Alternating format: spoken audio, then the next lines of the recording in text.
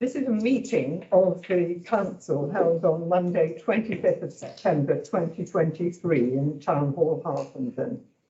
The Town Council record all public meetings held in the council chamber. Under new legislation, members of the public are able to record, film and broadcast from a designated area. Please be aware that the meeting may be recorded and might be filmed or broadcast. We now move to the agenda. So, Town Clerk, has any apologies been received? Yes, Madam Mayor, we have one apology from Councillor Chichester Miles, who has a conflicting meeting this evening. Thank you. Can we resolve to accept these apologies? Yes, thank you. I now ask if any councillors have any declarations of interest to declare. Thank you. Councillor Burrows. Thanks.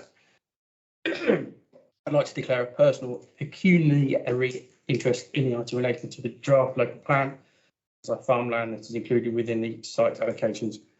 In line with the code of conduct, I shall be leaving the chamber for the duration of discussion on this. Okay. Councillor Washington. Yes, 8.3 and one pecuniary. My husband is treasurer of Harpenden Cricket Club, so when you consider the pavilion. Thank you. Any others?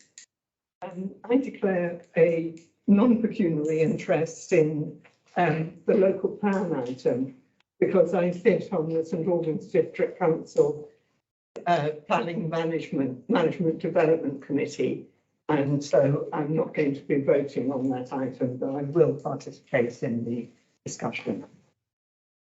Any others? No? Thank you. Well, we'll move on. Are there any urgent items that have been received? Yes, Madam Mayor, we do have an urgent item this evening that has been requested that relates to the Ainbury Lane car park and the allocation of staff spaces. If you would like me to give an update on that. Yes, thank you, Madam Mayor. So in line with our standing orders, we have decided, myself and the Town Mayor, that this is a exceptional circumstances to bring this item as an urgent matter to Council. The councillors will be aware that the District Council have allocated a large number of spaces within the Ainbury Lane car park to staff at the leisure centre. This has resulted in much local concern in recent days. Whilst the Town Council doesn't have any management responsibility for the car park, we obviously take a very keen interest in the parking matters across the town, and for that reason it does seem appropriate for it to be discussed as an urgent matter. I've contacted the District Council officers myself on this matter, but haven't had a reply. The Town Council wasn't notified or consulted at any stage in regards to the developments. I have been copied into some correspondence, Madam Mayor, over the weekend, which other councillors may well have seen. And the broad points at which I've kind of picked up from that are that the District Council understands that there has been some concerns resulting from the issue. The bays have been allocated to support staff at the leisure centre, and the District Council are not losing any revenue as a result of that change. I understand that District Council officers are monitoring usage of the bays, and a reduction will be put in place if it is deemed appropriate. That's the update I have, Madam Mayor. Thank you. I think Councillor Scott, you'd like to speak on this item. Yeah, thank you, Matt. So, and I say this as a regular user of the gym and the sports centre myself. So, I think just having personally observed on multiple occasions, the recent sort of arrival of these bays, but it's very clear that they're very underutilised, and I think my thinking is that they're over provisioned. I think there's a separate item about the provision of free car parking to the staff at the centre, because obviously there is potentially that is a paid for site, but I think that's a separate issue. The specific concern I think relates to the earmarking of I think 31 bays for staff use. Now, sort of myself, my local Liberal Democrat town councillor colleagues, the relatively unscientific survey, we've got 11 data points, but I can conclude with my GCSE statistics that the median utilisation of these spaces over 11 observations was 39%. Okay, now there's a bit of variation there, so I think we would just essentially like to support a friendly, constructive discussion with our colleagues in St Albans District Council, just to validate these spaces are required. And the point being that these are public spaces paid for from the public purse, it stands to reason they should be usable by the public unless there's a very good reason. So we're very keen to follow this up with St Albans District Council. Thank you. Does anyone else have anything to say, or can I propose that we send a letter from the town clerk to St Albans District Council Chief Executive? Oh, Sorry, I didn't realise you go. I likewise visited the car park on Saturday morning, and there wasn't any spaces at all in the car park for anywhere. Now, the thing was, the public was parking in the staff's parking because the doctors had got flu jabs on Saturday, and the queue to get into the car park was 18 cars all waiting to get in. And I think there was a home football match as well at the far end, so there wasn't any spaces anywhere. People had double parked, were parked in all the electric charging bays without charging vehicles, and it was absolute chaos on Saturday. So I would hopefully support this, whatever proposal you come up to. But I do think also they have chosen the spaces that are most used by the shoppers. In other words, they've used the first 2 rows on the entrance to the car park, which is absolutely crazy when the staff work at the other end. So I don't know who painted the white lines, and I was amazed that we haven't had a discussion at full council regarding it anyway, at district. It's just something that was implemented on us by your party, which is unkind. thank you. Did anyone else wish to say anything on this point? I agree with both Councillor Scott and Councillor Heritage. I came back from Berlin on Saturday to sort of get a swathe of emails about all of this. I was down there today checking out, doing the numbers, and I agree with that. For what it is worth, I'm on public realm. I know Councillor Heritage is as well. I think it would be perfectly appropriate, depending on what kind of answer we get to the Mayor's and Town Clerk's letter, if at that committee I could also then raise the question of why Harpington District Councillors were not advised about this, and also why the Town Council wasn't advised about this, which I'm perfectly happy to do. Thank you.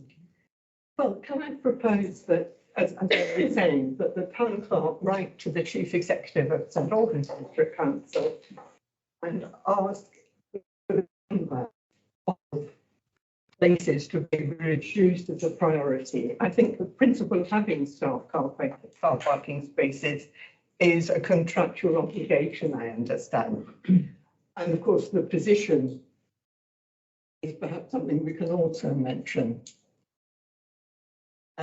It is a leisure centre car park, and so that's one argument for placing the car parking spaces for staff near the entrance, but it is very inconvenient for shoppers and also for people parking to go to the Salvation Army, or, for example, the Dementia cafe on a Monday, for example, and they have further to walk.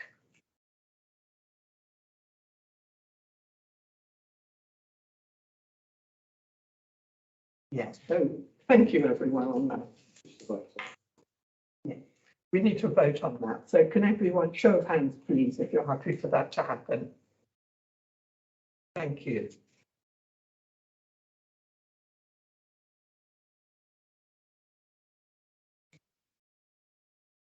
So I now move to the Mayor's report, and I have mentioned to Council that the amount raised at the quiz on the 1st of September was just over £1,000.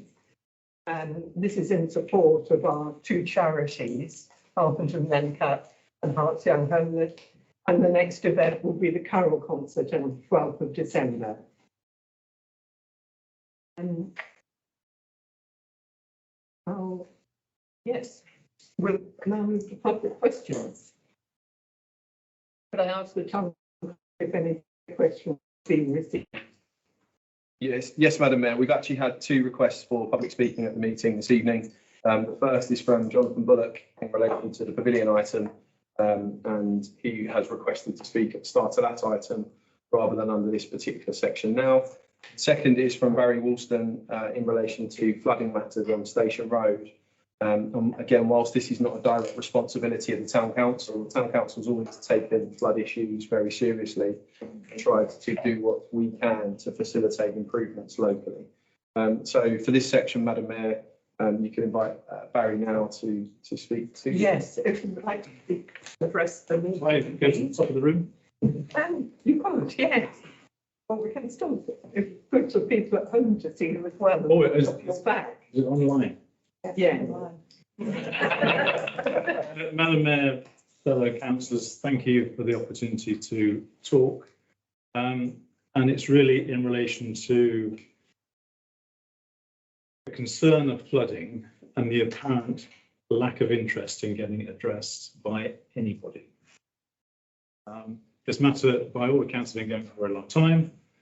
Just to put it into context, I came into Harpenden 2 years ago. I invested my own personal money in the business. There's no corporate money. It's my money. So when my artwork gets damaged, it affects me personally. And it doesn't give the right impression for a business that you're trying to market and position in the right way. Just to put into context who I am, because it'll help try to understand my tenaciousness in stuff like that. I've had a 35-year corporate life, and I've negotiated fairly major conflicts between US government, Iran, China, and the UK government. So I'm not here talking about petty issues. I'm talking about something that is substantive, and I'm not going to let it go. I'm pleased to hear. I thought it was going to be relatively straightforward. Flooding, ask a few questions, get to the rights of people who can address it, and the problem will be sorted out. You cannot be farther from the truth. As a member of the public trying to get something done at a local level is nigh on impossible. And I would have to acknowledge Councillor Teresa Heritage, who has been fantastic. Every time I've made a comment or an email, she's always responded. And lastly, when Richard's come on board, he's also helped. But let me put it into context. Back in May, we had a major flood, not the big flood, and I will talk about the big flood separately, but we had a major flood, and I saw elders of this community up to their shins in water. And when I say elders, people who couldn't walk, they're using a walking frame up to their shins in water, trying to get across the zebra crossing. I know that because I've got CCTV footage and I can prove everything I say because it's all recorded easily. We then had the major flood, and I'd be the first to acknowledge it was significant and probably no drainage system would cope with that. So I want to isolate that and keep that to one side because that's not particularly relevant to why I'm here. I thought, right, who should I talk to? I got hold of Mr. Bibby, who's the head of the highways at Hertfordshire County Council, and literally I wrote to him every day. Teresa will bear this out because she read them and acknowledged that I've written every day. And I will keep writing to him until he responds. I did get something done. I get 2 drains cleared at the bottom of Station Road at 11 o'clock at night. I know that because it woke up knitting in the music. So I've done something. I feel as though I've got something done.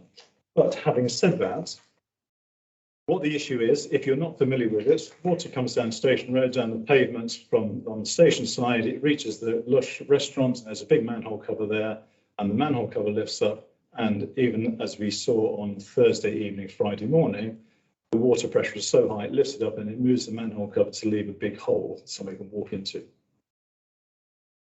You as a council have to decide how much a threat to danger to life that is, because I think it is a danger to life. Something like that, as is the zebra crossing. If somebody falls over on the zebra crossing because it's flooded. The water then comes out of that pipe, across the road, into the central part of the road network down Station Road. And I know this because I've seen the drawings, because the Thames Water man was very kind to show me his pipe, his laptop. There is a 10 centimetre pipe between that manhole cover and the centre point of the road. And that's the only thing that is taking water down Station Road into that pipe. No wonder it can't get through, because of all the development, whatever's happened farther up Station Road, there's no natural water drainage, so it's all having to go through the drainage system, and it doesn't work. It just does not work.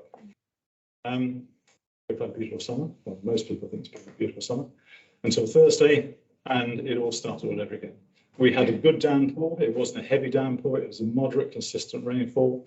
I sat at home watching my CCD footage of the water on the pavement just getting bigger and bigger and bigger and bigger, lapping up against my door and Nitton's door. I get the benefit of my floor is flat with the pavement. Nitton has got an 8-inch drop. The water goes into his shop, and he's then swimming around in 8 or 10 inches of water. And he's done this for years, literally years. So here we go again, right to Mr. Bibby, and I thought, well, I'm now going to include Chief Executive of, I think, Lady May, you may well have had the letter, I don't know, somebody from the Town Council sent the letter. St Albans District Council, because I'm a rate player, business rate player, and the leader of Hertfordshire County Council. I've also copied in Richard, and I've copied in Teresa Heritage. I've had a nice response from Teresa, because she's forwarded the images from the video cameras to Mr. Bibby, and Richard has responded, advising I should take up a standing order 20 and be here. I'm here. I am not going to give up. Thames Water is bankrupt.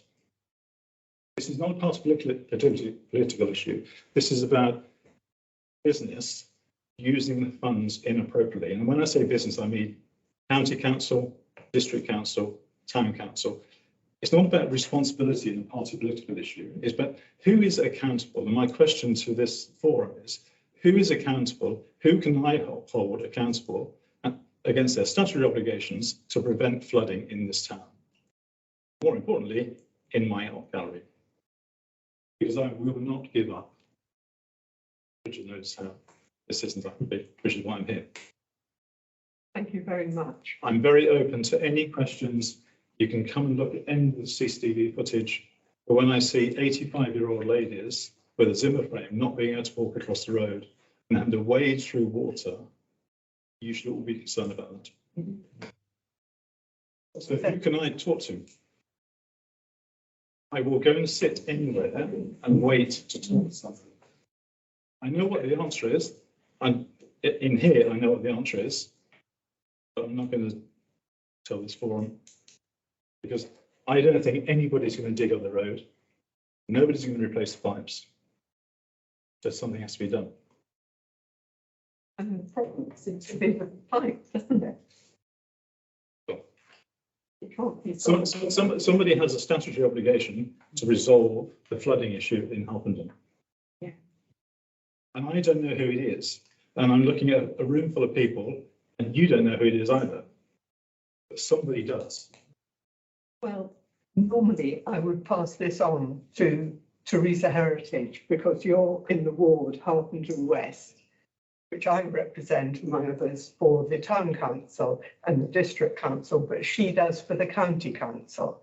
And that's why you've been writing to her. And she has correctly passed you on to Mr. Bibby. And Highways England is responsible for the roads. Fine, then tell me what their address is and I'll go and see them. Negotiation like this doesn't happen by sitting back and waiting for it to happen. You've got to be aggressive and go and talk to people, and I'm very happy going to talk to people. I have no issue. Has Mr. Bibby still not responded Not to you? response. Nobody's responded at all other than Richard and Teresa. Teresa. Mm. He must be fed up. He must have got my email and gone, oh, no, not even. But I'm not going to give up. I'm not going away. Any suggestions, Carl? Yes, thanks, Madam Mayor. I'll try to. So just a few observations. I mean, in terms of accountability, I mean, you're writing to the organisation that is accountable, and that is Herts Highways to a degree. Thames Water also do have a responsibility, quite a large one in this particular area as well. So those are the accountable bodies. I would say it's not unfamiliar to be getting the kind of response that you're getting on flood issues. And being frank, to have got 2 drains cleared already is quite an achievement, because some drains don't get cleared for sort of 10, 15 years in my The most depressing thing about it, and I don't want to take up all the meeting, the most depressing thing about it is I walked up under the bridge, halfway down the hill as you come to Station Road on the other side. And those drains are solid, absolutely solid. And Mr. Bibby had the gall the first time. He says, it's not a drain issue. So I took him a picture. I said, it's a drain issue. Clear the drains out, then tell me it's not a drain issue. But we now know it's a pipe issue. The size of the pipes aren't big enough for the volume of water that's coming through. That's it. The Malcolm Thames Water told me that. Yeah, so Madam Mayor, the infrastructure across the whole town of surface water is not sufficient, and it has been for some time. It would also cost millions of pounds in order to rectify. So you're right in saying that actually it's probably never going to get rectified in terms of infrastructure. I mean, what the town council could do, similar to what we heard earlier on in terms of the car parking, we could add our weight to this by trying to engage with officers at the county council, by writing to them, setting out the concerns that the town council has, and calling them to the table to try to facilitate a meeting. I mentioned right at the start, the town council, whilst it isn't accountable for these issues or responsible, we do try to help resolve them. Quite often our role is as a facilitator and bringing the right people together. So Madam Mayor, you could resolve for me to write to officers at county to see how we can kind of unlock this in that way. Just a couple of other points I would like to make, and that's where the town council does have some responsibility, is with the South Down Gully and South Down Ponds. So you may have heard me mention before that they aren't an environmental measure, they are actually a flood surface water a mitigating kind of measure in town. And I appreciate for this particular issue, it's the bit beyond where the problem is, but actually we make sure that those are properly cleared and are operating as they should do, so that any water that reaches them quickly disperses down and out of the way. The issue is the block on Station Road, and indeed further up the High Street at the other end.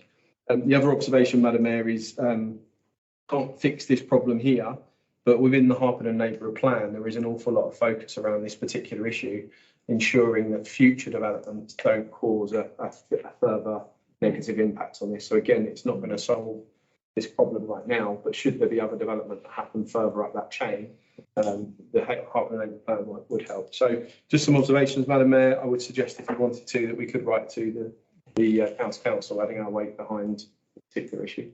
Councillor Scott. Thank you. I'd just like to thank the town clerk for a very good sort of summary of some of the options there. I would strongly vote in favour of a proposal to use our convening power to engage with the relevant authorities to do what we can. I mean, listening to Barry, I mean, I think that the property damage is bad enough, but I think the health and safety risk of, you know, the drain covers literally being pushed off and moved to one side, and a person, a child, an older person could seriously injure themselves. I don't think that's acceptable. And I would very much support doing whatever we can just to bring people together, get the attention that this issue deserves, and try and find some resolution. Thank you. Any other comments or? Thank you. Councillor Burrows. What Barry's having to deal with is unacceptable. But it's actually beyond his business, as he's pointed out, and as Richard just carried on with. I think we should get these guys to come and explain themselves in November at our next council meeting. This is across the whole of the town. We all feel strongly about it. Let's listen to what they've got to Well, I say. can sympathise because I also have a business in town and the water level also rises. It's not just myself, it's other people as well. I asked the town clerk, do we have a right to ask Highways England to come? So Madam Mayor, you'd be asking, I think, Herts Highways and probably Thames Water as well to extend the invitation to them. They, of course, could politely decline, but it wouldn't be unusual for the town council to ask people to come and present to us on key matters like this. So we could also add that as an action within a letter. Yeah. Well, does everyone, I propose then that we do as the town clerk suggests, that we engage with officers at the county council and we contact Thames Water and Herts Highways about the possibility of a meeting, Yeah, and inviting them along to council. inviting them along to the November council. I'm grateful for the dialogue, and thank you for suggesting a meeting. We have the first big storm of the year coming tomorrow. I spend all my time, and I'm not in the gallery, looking at weather forecasts. Exactly, and I feel like a farmer. I generally do feel like a farmer. Just imagine if it was your business or your house that was under constant threat of flood because it's raining. Yeah. Not a massive snowstorm or a big thunder, it's because it's raining. Yeah. And it could be fixed. And it can be fixed. Yeah. Lack of accountability, lack of leadership, lack of infrastructure. That's the issue. And can I just, We've got some action, so we will. this is completely separate, but on the same, can you get somebody to paint the white lines on the zebra crossing?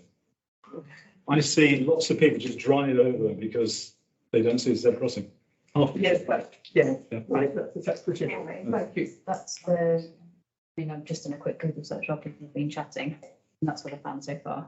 Can't Thank you. guarantee that it's gonna help, but yeah.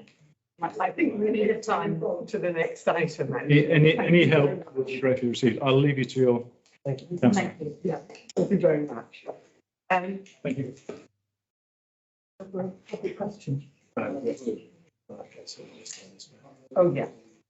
Right, we now move to questions which have previously been submitted by members of the council. Yes, none received, Madam Mayor.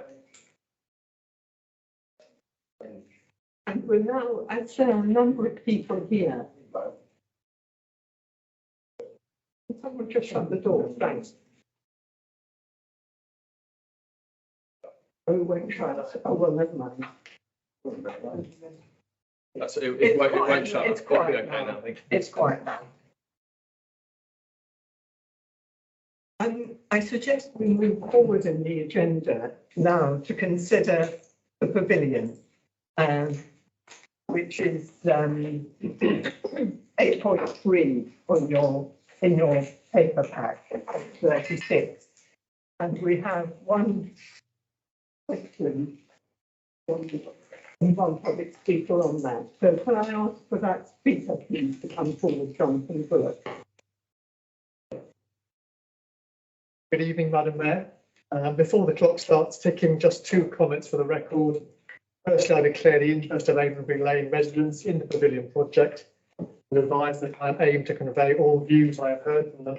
Secondly, may I thank the town staff for his direct and helpful engagement with residents.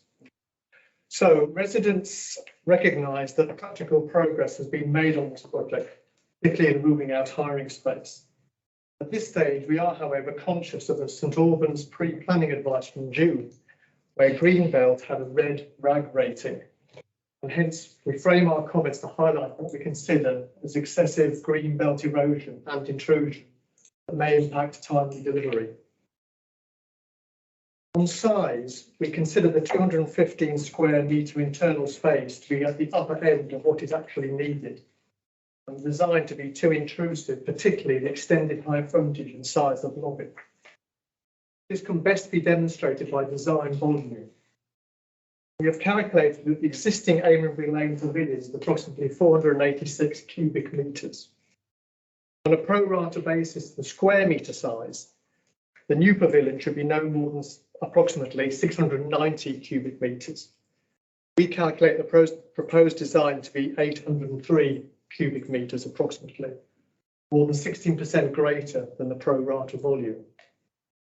This difference is also explained by the roof height maximum at over 5 metres, which one can compare to the cricket pavilion on the common, which is approximately 3.5 metres high. Furthermore, on the external space, the compound area at 70 square metres is overly large. Given the deck space available at the far end of the depot, space could be used better. On the 13 square metre canopy area, we can absolutely assure councillors from past experience that inclusion of this item will leave the town council with out-of-hours vandalism repair bills.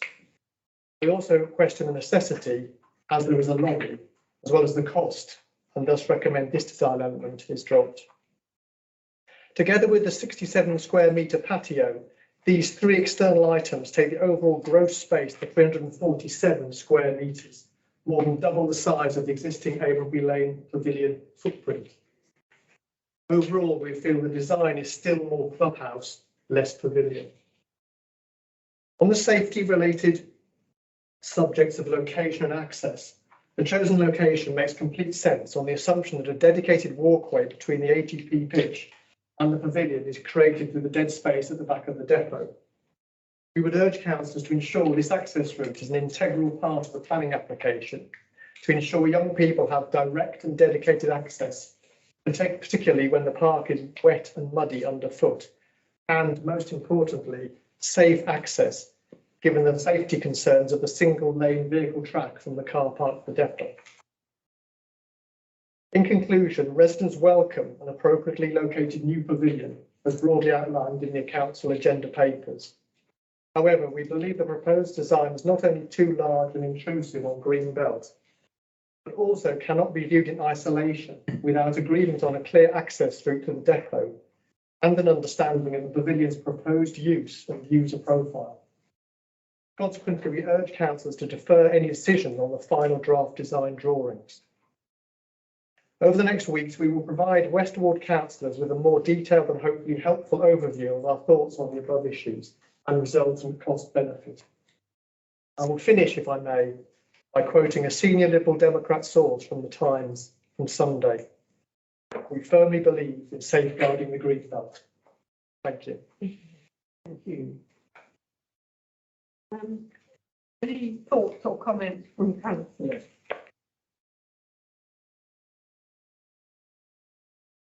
Councillor Scott.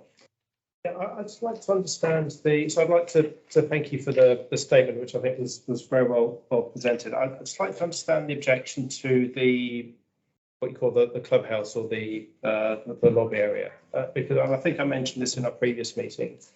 As I understand it, the primary use for this pavilion will be to support cricket matches. Now, cricket is our national game, and typically will be people from out of Harpenden coming to play against the Harpenden team. Part of cricket is after one innings, some tea, which people are served drinks and refreshments, and then the second innings takes place. Very often, as we heard earlier, it rains, so players, officials, spectators may need to take shelter for a period of time. And it seems to be on that basis, some kind of sitting room, lounge, whatever you want to call it, is fully justified over and above the changing rooms, which I don't think are a suitable sort of place to sort of provide hospitality and so on. So now you mentioned the rental provision, which I think has been removed as a policy factor at the moment. But I just want to understand in detail your objection to the lobby area, because I would put to you very strongly that I think that is entirely consistent with the use of a clubhouse where we're entertaining visitors from other neighbouring teams in an environment where it will rain from time to time. I'd just like to understand your concerns, please. Maybe I was sorry. Maybe I wasn't clear enough. We have no objection to the lobby, and we certainly took into consideration the comments you made in the last meeting. It's really just the overall size. If you look at the cubic meterage makes it a very intrusive building, but certainly no objection to the lobby per se for the reasons I've outlined. Whether you need to have a canopy as well, if you've got sheltered space inside, whether you need to have such an extensive patio area, given you've got a lobby inside. Those are discussions that we're more happy to have. But in principle, we've never objected to the lobby for the reasons that you've outlined. It's just altogether, I think we're right in saying, well, that's our calculation, 347 square metres in a lot of erosion of the green belt. Thank you. Thank you. I'd like to ask the town clerk for his comments. Yes, thank you, Madam Mayor. So just by introduction to this, you'll see from the report that we tried to make progress from the last meeting, and we are hoping this evening to be able to get to a place where we can approve the final draft drawings that are set out in the Appendix A. The reason why we need to get to that stage is because we can't move to the next stage of producing detailed planning documents until we know what it is we're planning for. We also can't have further discussions on securing external funding until we have an agreed floor plan and pavilion layout. So that's the reason why this is an important thing to consider this evening. Just to pick up a couple of points, just more generally, and firstly on size. So this is a point that I've made in the past, that in order to provide a new pavilion, we simply can't produce it at the size of the existing pavilion, because Sport England, ECB, the Football Association, minimum guidelines have moved on since those pavilions were built. So in order to produce a pavilion that has this number of changing rooms, which is the minimum number, this number of official change rooms, which is the minimum number, we have to have them of a certain size, and that size is bigger than what is already there.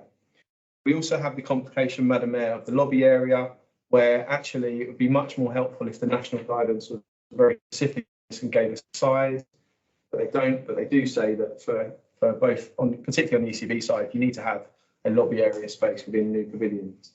The implications of not following the guidance and meeting the requirements is that Sport England are a statutory consultee on these planning applications, and if they object to it because it hasn't met the minimum guidelines, then the planning application is rejected almost instantly. Or in fact, actually, we'd be given the chance to withdraw it before it was rejected. So size-wise, we don't have the luxury of producing a pavilion in terms of floor space, internal floor space, that matches what's there already. The key principle has been since the start of this is, can we produce one pavilion that is no bigger than the existing two pavilions footprint taken together? Clearly, because both of those are having an impact on the park and the greenbelt. In terms of canopy and patio area, canopy, I can be clear, Madam Mayor, that's not essential. So if you weren't so keen on that, you could remove that. Patio area, again, that could be reduced down. We don't necessarily have to have the size of patio that's set out within this particular draft. The compound area, Madam Mayor, I think just to stress what the reason why that's really important is because within this there are storage facilities. There is going to be need for sports equipment and also maintenance equipment, and particularly that is relevant if I show you this diagram here on the screen. So our aspiration, let me explain what those little things are actually. So the green, is it a rectangle? Yeah, rectangle is proposed kind of extended hedgerow or screening, green screening that we would look to be putting in place across that side of the pavilion, which we think would help with basically extending the existing bush or scrub that's there. The blue arrow is really, really important because our aspirations, Madam Mayor, are absolutely that we would love to connect this pavilion to the amazing new facility that we've built, which is the artificial grass pitch. Now, the complication with that at the moment is that depot land we don't own. However, you know, for some time we've been trying to purchase that or take the transfer freehold ownership from the district council from them. Should that be successful, we would absolutely encourage a walkway through that side of the pavilion directly into the artificial grass pitch so that we connect those two facilities. Without it, essentially, the pavilion will just do what it's there to do, which is to serve the grass pitches, which is a very important role in itself. If we continue to have no pavilion, essentially we are writing off the playing of cricket in Rothampton Park, unless we continue with the arrangement where we've got two portaloos that are kind of dressed up nicer than they would look if they were plumbed there. But essentially, that's the only way we're enabling cricket to be played in the park. And in particular, cricket in the park is focused on young girls. That's our agreement with the cricket club. There's a real big focus on that. So our aspirations are to have that walkway through, which will help, as Jonathan mentioned, in terms of access and make a great connection between the two brilliant facilities. The 2 stars is just CCTV, actually. I thought I would just pop that on there. So again, our aspirations are to have CCTV cameras located in those 2 areas that will partly help with the AGP, but also will help with any kind of antisocial behaviour around that area of the park. It's worth saying, Madam Mayor,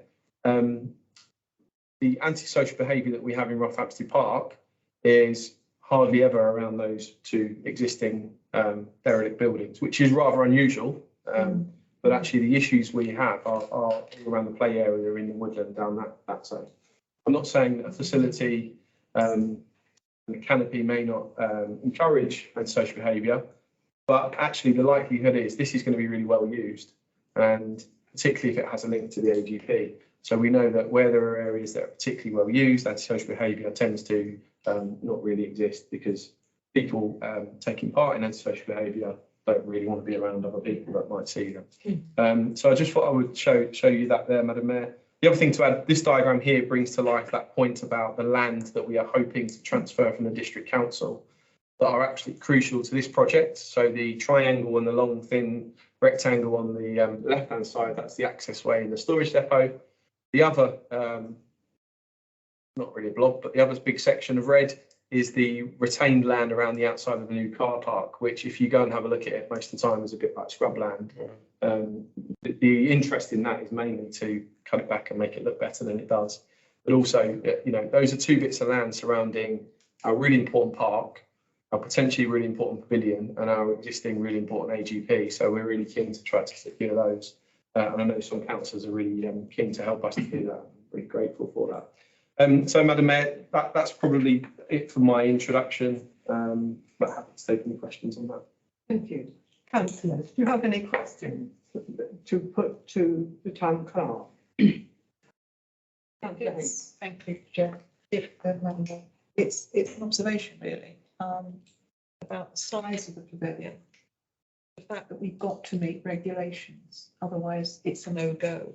But also how quickly regulations can change. And we've also got to make sure that a building as important as this and as expensive as this is future-proofed. So I think we've just got to, whilst not making it enormous, I think we've got to make sure it is fit for purpose, not just for now, but for the future.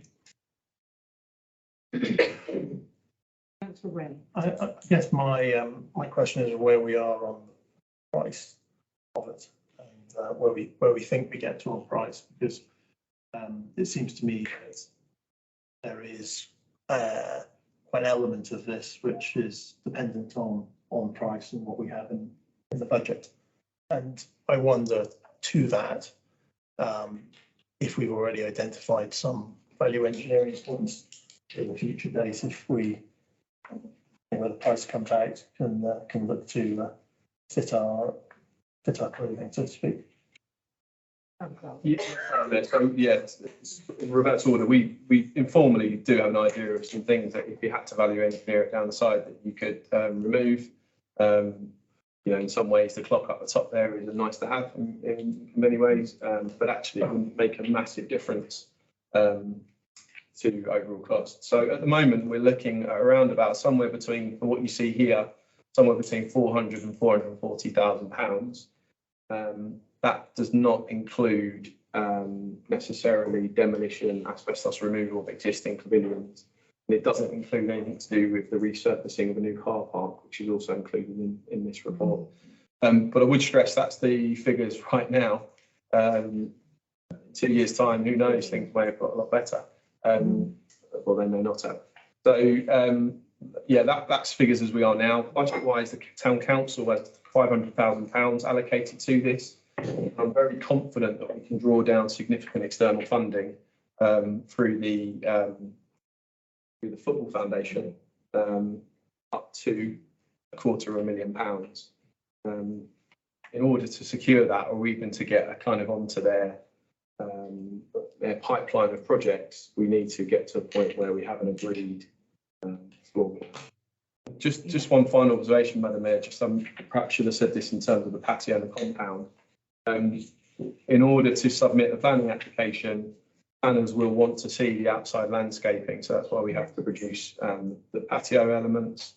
Same with the compound, they'll want to be clear how that supports the sports infrastructure and equipment that's going to be there. The other link to the compound, Madam Mayor, I should have said that should we create this walkway through, having the compound at the back here replaces some of the storage depot space that may potentially be lost in order to create that connection through. Thank you. Thank you. Dr. Burrows. Thank you, Madam Mayor. Just an observation, really. I think we're being a little bit unkind here. About is sacrosanct, absolutely. We've got 2 unusable eyesores. going to get rid of them, have one workable one.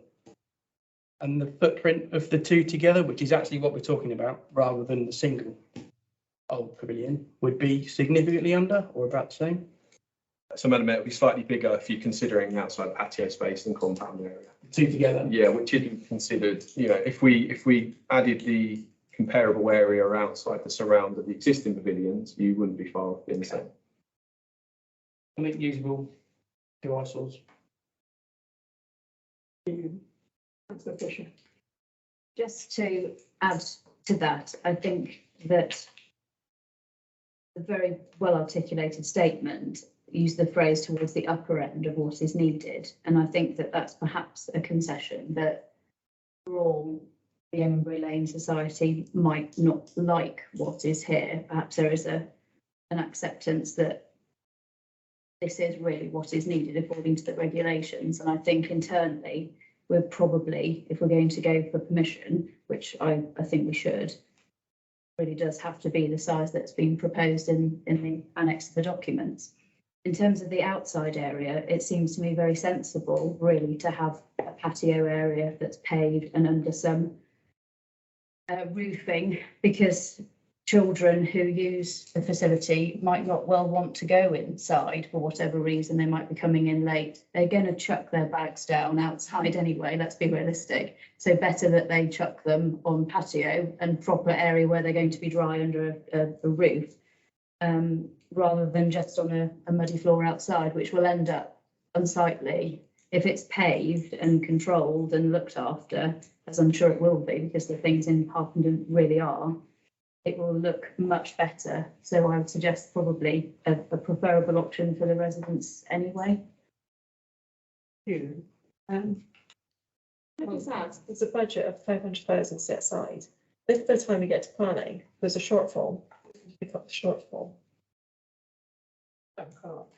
Yeah, Madam Mayor, so at the moment we've got £500,000 set aside in the capital reserve. I'm hopeful that we could secure a significant amount of external funding that would mean that the town council's overall contribution could be reduced in the same way that the AGP was. This is a design and build project, so once we have a agreed planning secured development, we will then go out to tender for the build side of things, which does give us opportunity to bring down some costs as well from a competitive type tender. But ultimately, if there is a gap in the costs down the line, then the town council would have to consider whether it makes up that gap, or it looks at value engineering, or it looks at whatever else is apparent at the time. But I'm confident if we can move quick enough, and I'm talking about, you know, within the next 6 to 12 months of securing planning, that's the kind of what we're looking at. We can secure significant external funding for this, which would actually bring that town council contribution lower than what we've allocated at the moment. Thank you. Councillor Barry, did you have a point? Two practical points. Albeit very badly, many occasions, I've captained a cricket team. Having a clock's quite handy. And as my wife tells me on a regular basis, it's much easier to get mud off concrete than it is carpet. So I would suggest that a decent patio wouldn't be a waste. Thank you.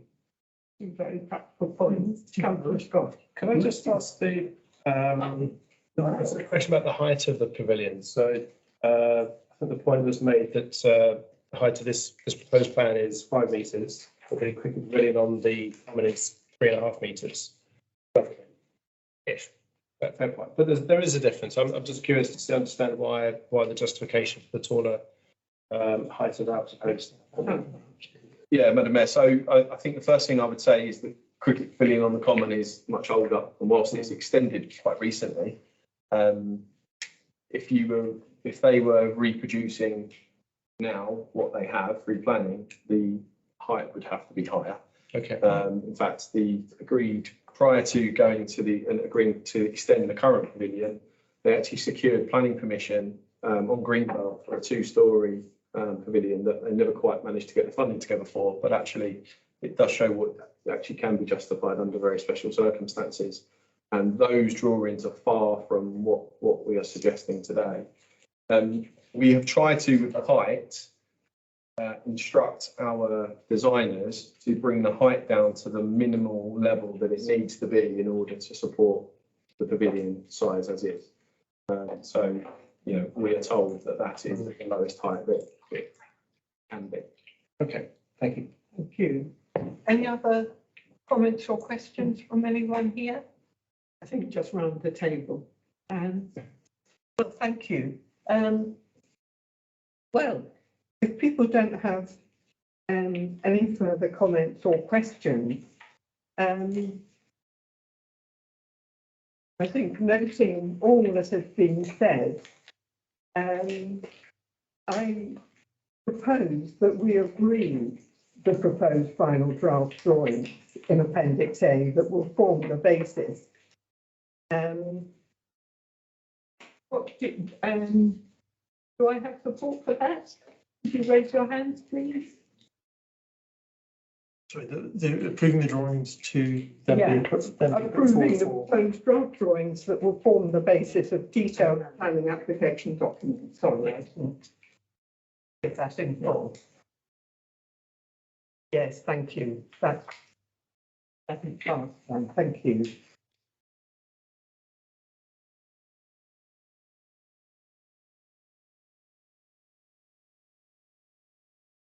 And council has also asked for the update on other areas. And notice that council in November, consideration will need to be given to detailed proposals across all three parts of this project.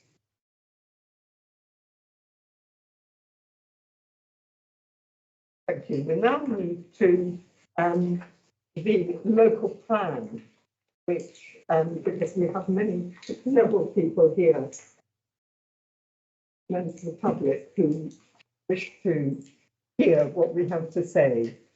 I'll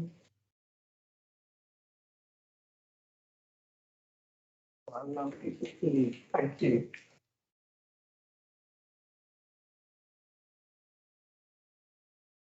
I now pass to the town clerk to introduce the item. Thank you, Madam Mayor. Councillor Burrows is absenting himself for this item.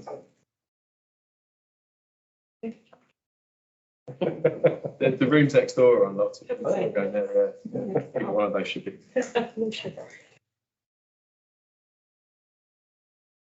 Yes, thank you. Thank you, Madam Mayor. So what we've tried to do as officers with the local plan item is to present to you a set of observations that we've taken on the documents that we have reviewed. As ever, Madam Mayor, our focus is on planning matters, in particular strategic planning matters like this, are to utilise the Hartland Neighbourhood Plan as the basis for the observations that we make to council. The observations that we've set out in this report, we have tried to align them to the key objectives within the draft local plan itself. And where possible, we have tried to give a view as to whether we think there are things that could be improved or where, in fact, the draft local plan may appear to be in conformity to the Harpenden Neighbourhood Plan. You'll notice, Madam Mayor, that we haven't made observations on particular sites within the draft local plan for two reasons, really. First of all, should those locations ever come forward within a planning application, of course, the planning committee and indeed the council at that time will comment on those down the line. But more importantly, the Harpenden Neighbourhood Plan was designed in a way that new broad locations and large development was going to be allocated at some point down the line in the next draft local plan. So the spatial strategy section, which is at the start of the Neighbourhood Plan, and the infrastructure zones policy were designed specifically to address future allocations. And you'll see within there, Madam Mayor, that there are some pretty strong policies that make it very clear as to what the expectations are locally for any development to come forward in those broad strategic locations, one of which you obviously considered at a recent council meeting. So, Madam Mayor, I'm very happy to take any particular questions on the observations we've made, but otherwise I pass over to you to hopefully agree the council position on the draft. Thank you. Do we have any questions or observations for the town clerk? From anybody? No? Well, we can move on. I was just wondering, Yeah. on infrastructure, whether we could actually make it a bit more punchy. I think we'll look up to that in our general discussion, yes. I think we probably need to amplify, I think the mood of the meeting will be to amplify some of the comments that have been made in the town clerk's report. If there are no particular questions, are there, should we move on to discussion of the report? And we could start with, assuming you've all happy with the introduction and so on, we could move on to climate change. Does anyone have comments they want to make on the climate change section of the report? Which is on page 32. That's right. I guess it's a more general point, actually, across each of the sections, which is, as I see it, a little bit what, for me, the local plan in its current form lacks is a strategic piece about looking at the whole, which I know is the intention, but so when you look at various developments that happen within the area, and I think some fellow councillors have made this in the past, you're looking on an individual basis at 10 houses here or 15 houses here or 20 houses here, which of course, when that comes to planning on an individual basis, it might require a slightly larger pipe or it might require change to a junction. But there's a strategic view which goes that if you accept that we have to have a local plan, and it's a good thing, which I do. If you accept that that plan, because of what government has laid out, has to have a significant number of houses in it, a couple of thousand, then there should be something strategic that says that type of development, even though it may be in lots of little dotted areas and small developments, will have a significant impact on the infrastructure of the town as a whole. And it may not be that 10 houses that are built in the southwest, that may have an impact in things that are happening in the centre or the east or the north or these other areas. And I guess what I think, if it's possible, it would be good to have the local plan going or talking to is, or focused on, is that when these things are being looked at in the future on their individual basis, people are looking at it as part of the whole rather than the individual basis to that. And particularly for me, with things like parking, we've already had something here tonight around looting parking spaces. There could be a significant increase in parking requirements, much as it would be lovely to have bikes and walking, etc.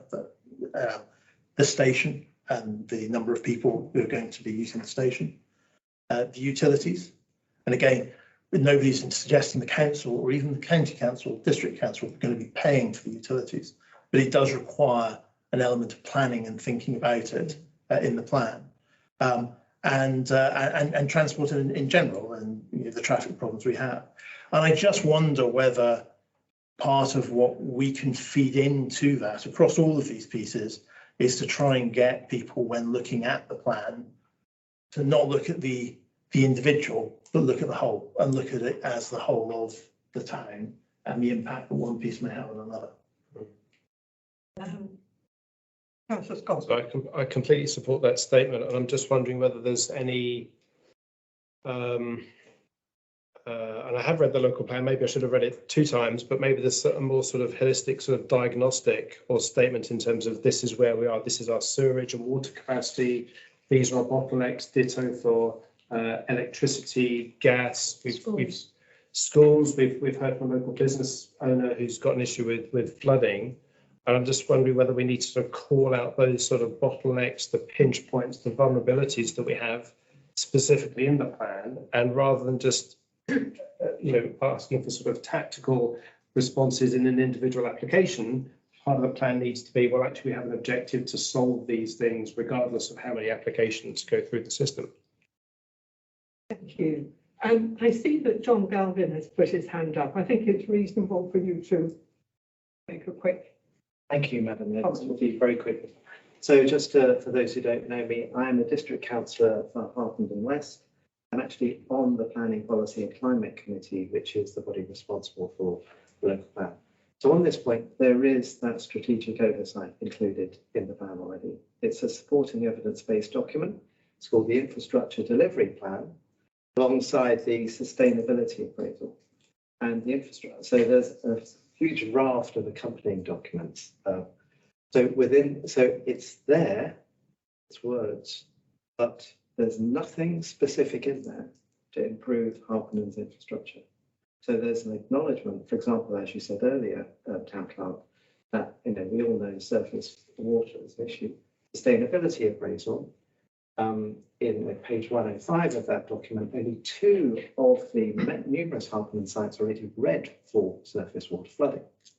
So part of your role tonight could be to point out the deficiencies in the infrastructure delivery plan and the sustainability analysis that are there, because as a statutory consultee, and we've also heard what the consultees are, Harpenden Council, Town Council is one, you're well able to flag that up, and indeed you're being encouraged to do so, because the reason sites are there at the moment is mainly on a green belt assessment, what fits with the green belt, and infrastructure is kind of following now.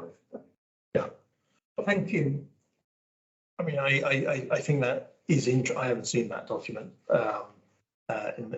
Maybe I should have picked it up, but I haven't.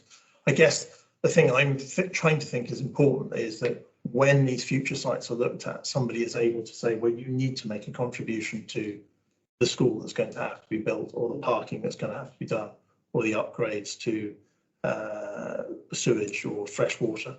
It's living in West Common, there's a problem with pressure and affinities on fresh water, for example. It bottoms up down the track. And having that ability to leverage it. Those specific projects are actually already mentioned in the local plan. There is a delivery schedule that accompanies the infrastructure delivery plan that has literally hundreds of these infrastructure projects. It identifies for each site the necessary accompanying infrastructure. It's actually part of the public document. So don't blame yourself for not having it. However, all of these, with the exception of perhaps a nursing home in Northwest Harpenden, there's no credible funding. They're all boilerplate template, and they are basically just, they're not credible. So I know. So my job is investing in infrastructure. I know, for example, if you build 100 houses now, they require much more electrical power because you're going to use heat pumps, because that's the way we're going to go. And if you look at the grid in north of London, there are grid problems in getting power to this area for probably until 2035. That may not be picked up by various council levels, but I guarantee you UK Power Networks, National Grid know that. And those types of things, those types of capacity issues. Other comments on, we've rather moved off the subject of climate change, though it is relevant to flooding, isn't it? Heat pumps. Yeah. Yeah. Tom, do you have any comments on what's been said so far? Yes, Madam Mayor. So just a couple of observations I would make, because most of that was around infrastructure. Whilst it's not in the report, I do tend to agree that the infrastructure delivery plan that's set out in the documents isn't great.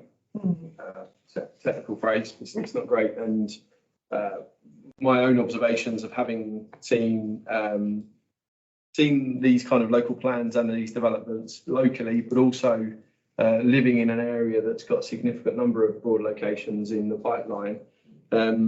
These infrastructure delivery plans generally don't deliver things with the necessary speed, and quite often set out on paper things that aren't actually realistic to deliver, not least because of the financial point that was mentioned.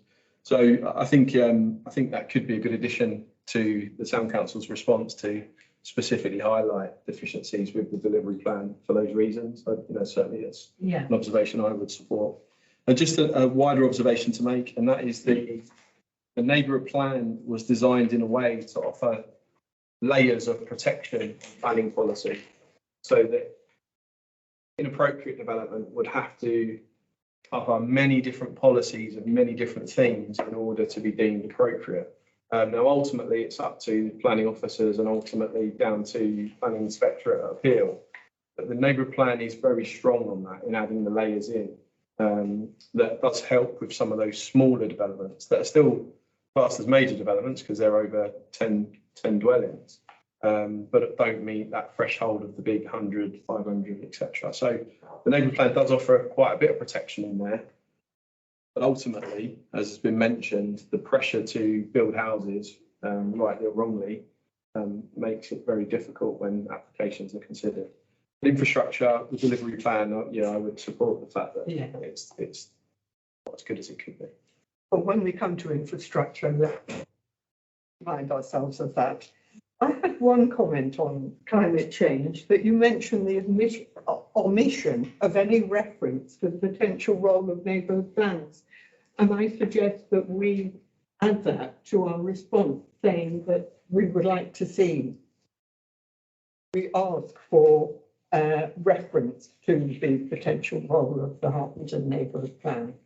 Yes, Madam Mayor. Yeah, so just on that particular point, where the draft local plan is pretty good, particularly in comparison to other areas, it does bring neighbourhood planning into the mix quite a bit. So it says this is what the local plan sets out as its vision. However, neighbourhood plans can bring that to life in greater detail. As I mentioned, we've got a good one here locally, but on the climate change, there isn't any reference to neighbourhood planning being able to be a mechanism for helping deliver that objective. And I think we'd like to see that. Yeah, I see nods around the table. Can I just ask a question on that? Because for those that don't know, I was elected in May this year, so I'm getting to grips with all of the reasons why I was elected and why the Harpenden Town Council doesn't appear to be listened to by the District Council. So on page 3 of all of our documents, we set out a number of things that we wanted the District Council to consider when looking at a local planning authority application. And so we listed loads of bullet points on there that we found were objectionable about an application that has been made. We listed a number of factors that we would like them to take into account. And that was back in May.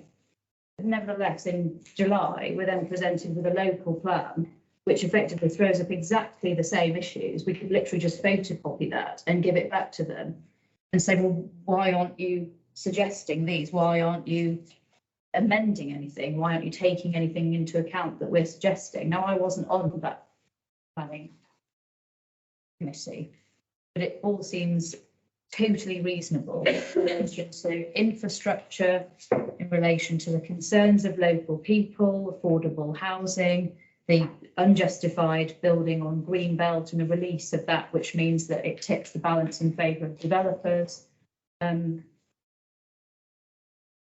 There's just huge traffic implications, highways improvements, access to the 1081.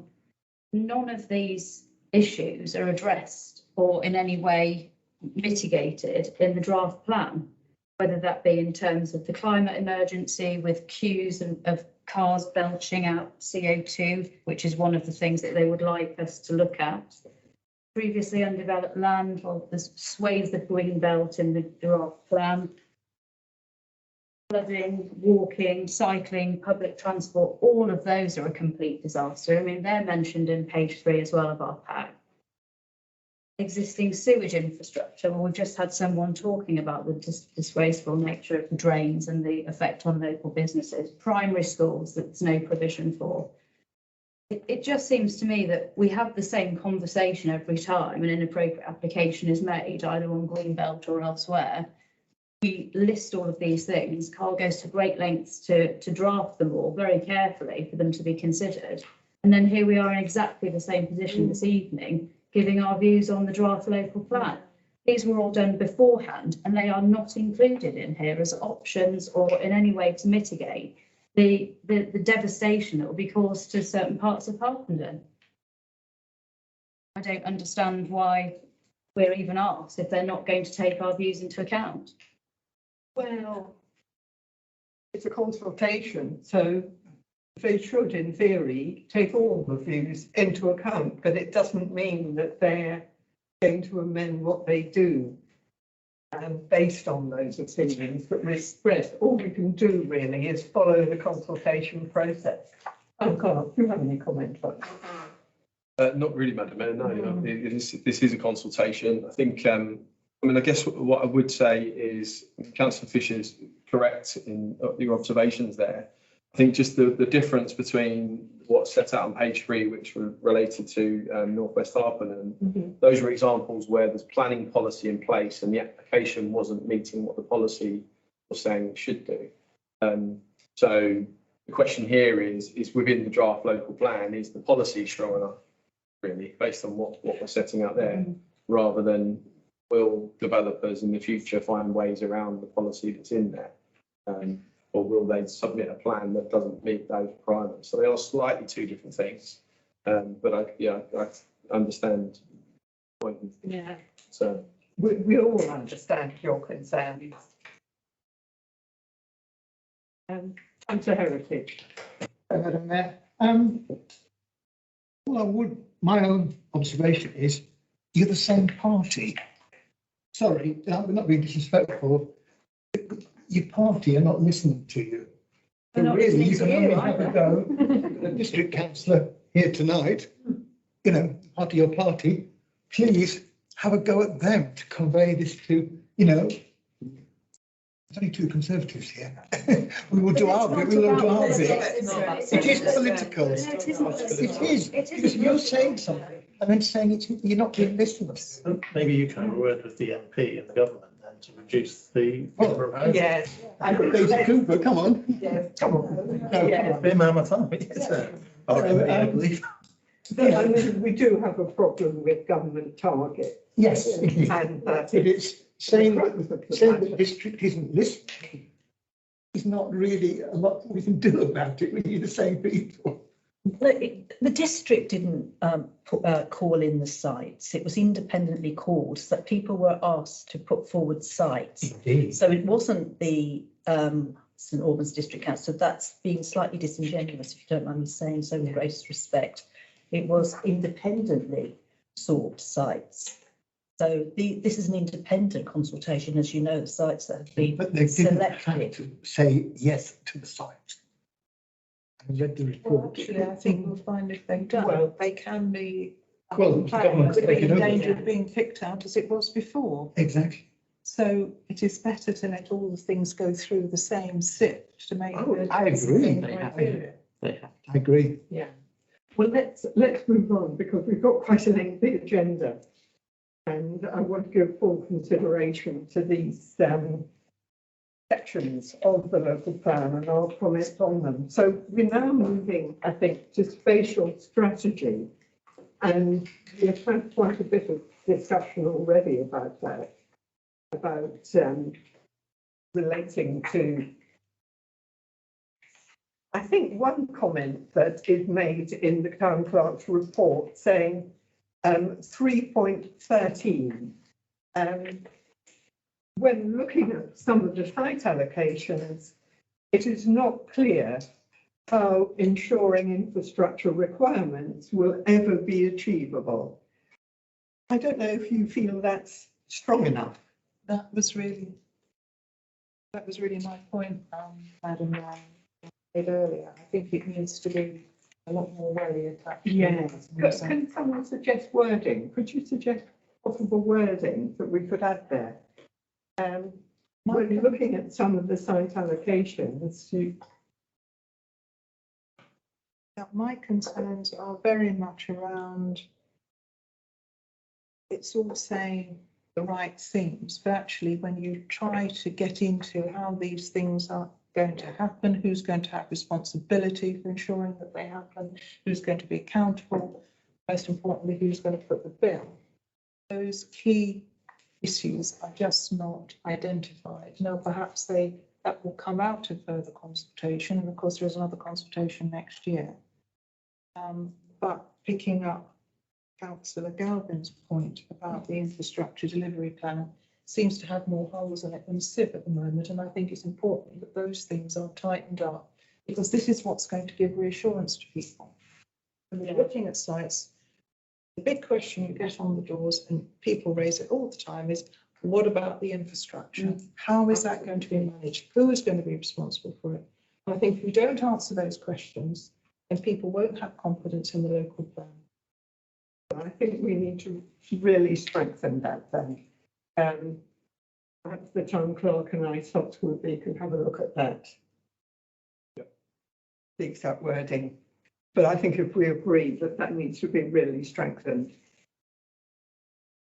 the whole issue of infrastructure requirements, and that's a topic of major concern, I think we could say, on, Councillor Ellis. Sorry, just to comment on that. You are aware that until a local plan is in place, we will not get any community infrastructure levy.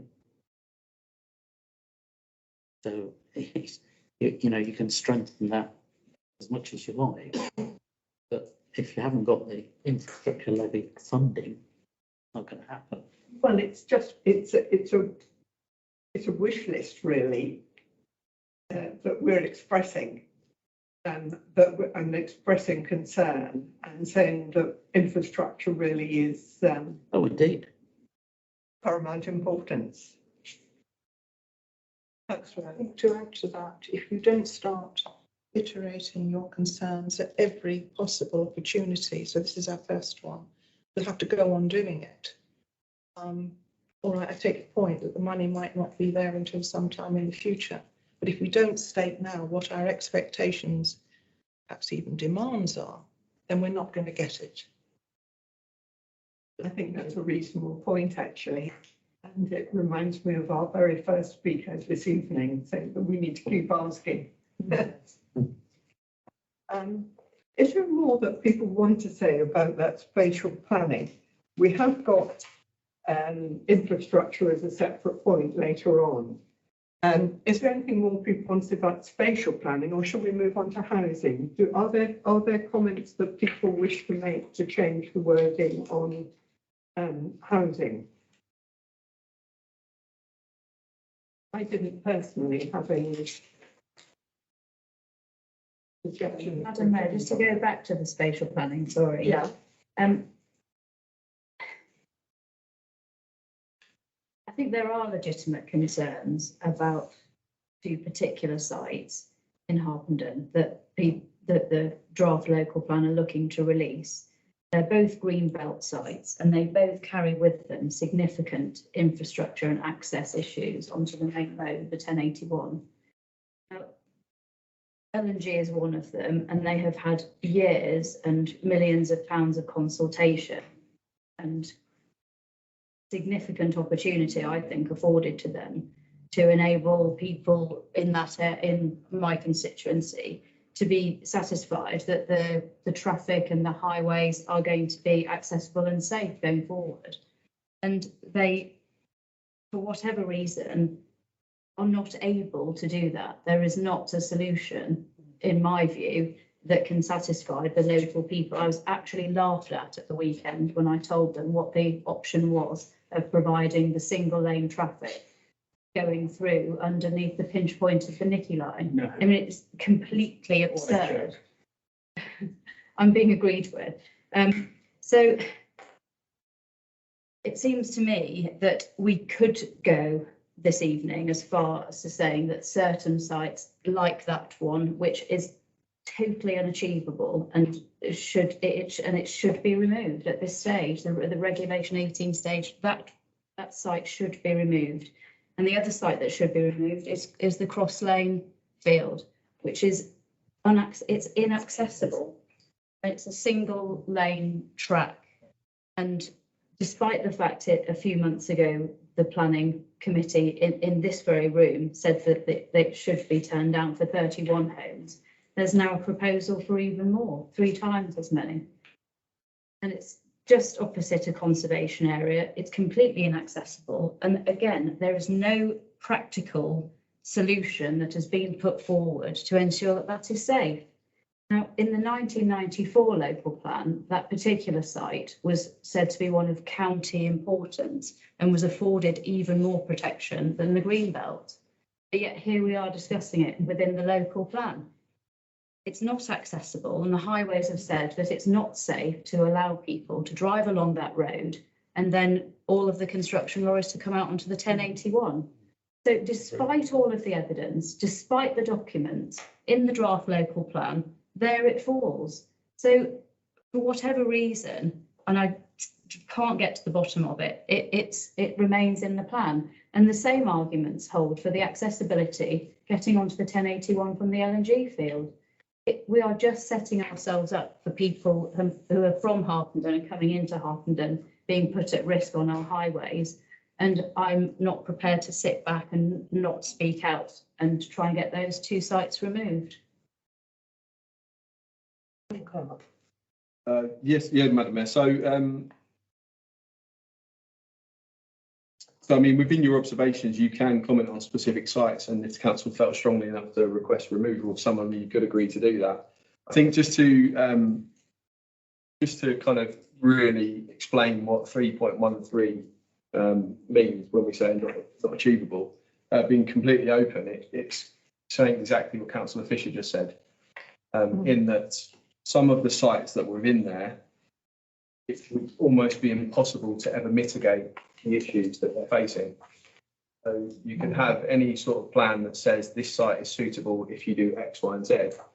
The problem is, so take Cross Lane, the only way that that would ever be acceptable is if the town council were to allow the common land to be extended, and then subsequently the Secretary of State allow it to be extended. So the 313 comment is a polite way of saying some of these sites are, in my observations, impossible to deliver against. So there is that question about whether they should be in the plan itself, but that's very much a council decision, thankfully. It's presumably completely consistent on the basis that both those sites, within the last couple of months, we have said that to make reference to the fact that as Harpenden Town Council, we have said no to planning on both of those sites.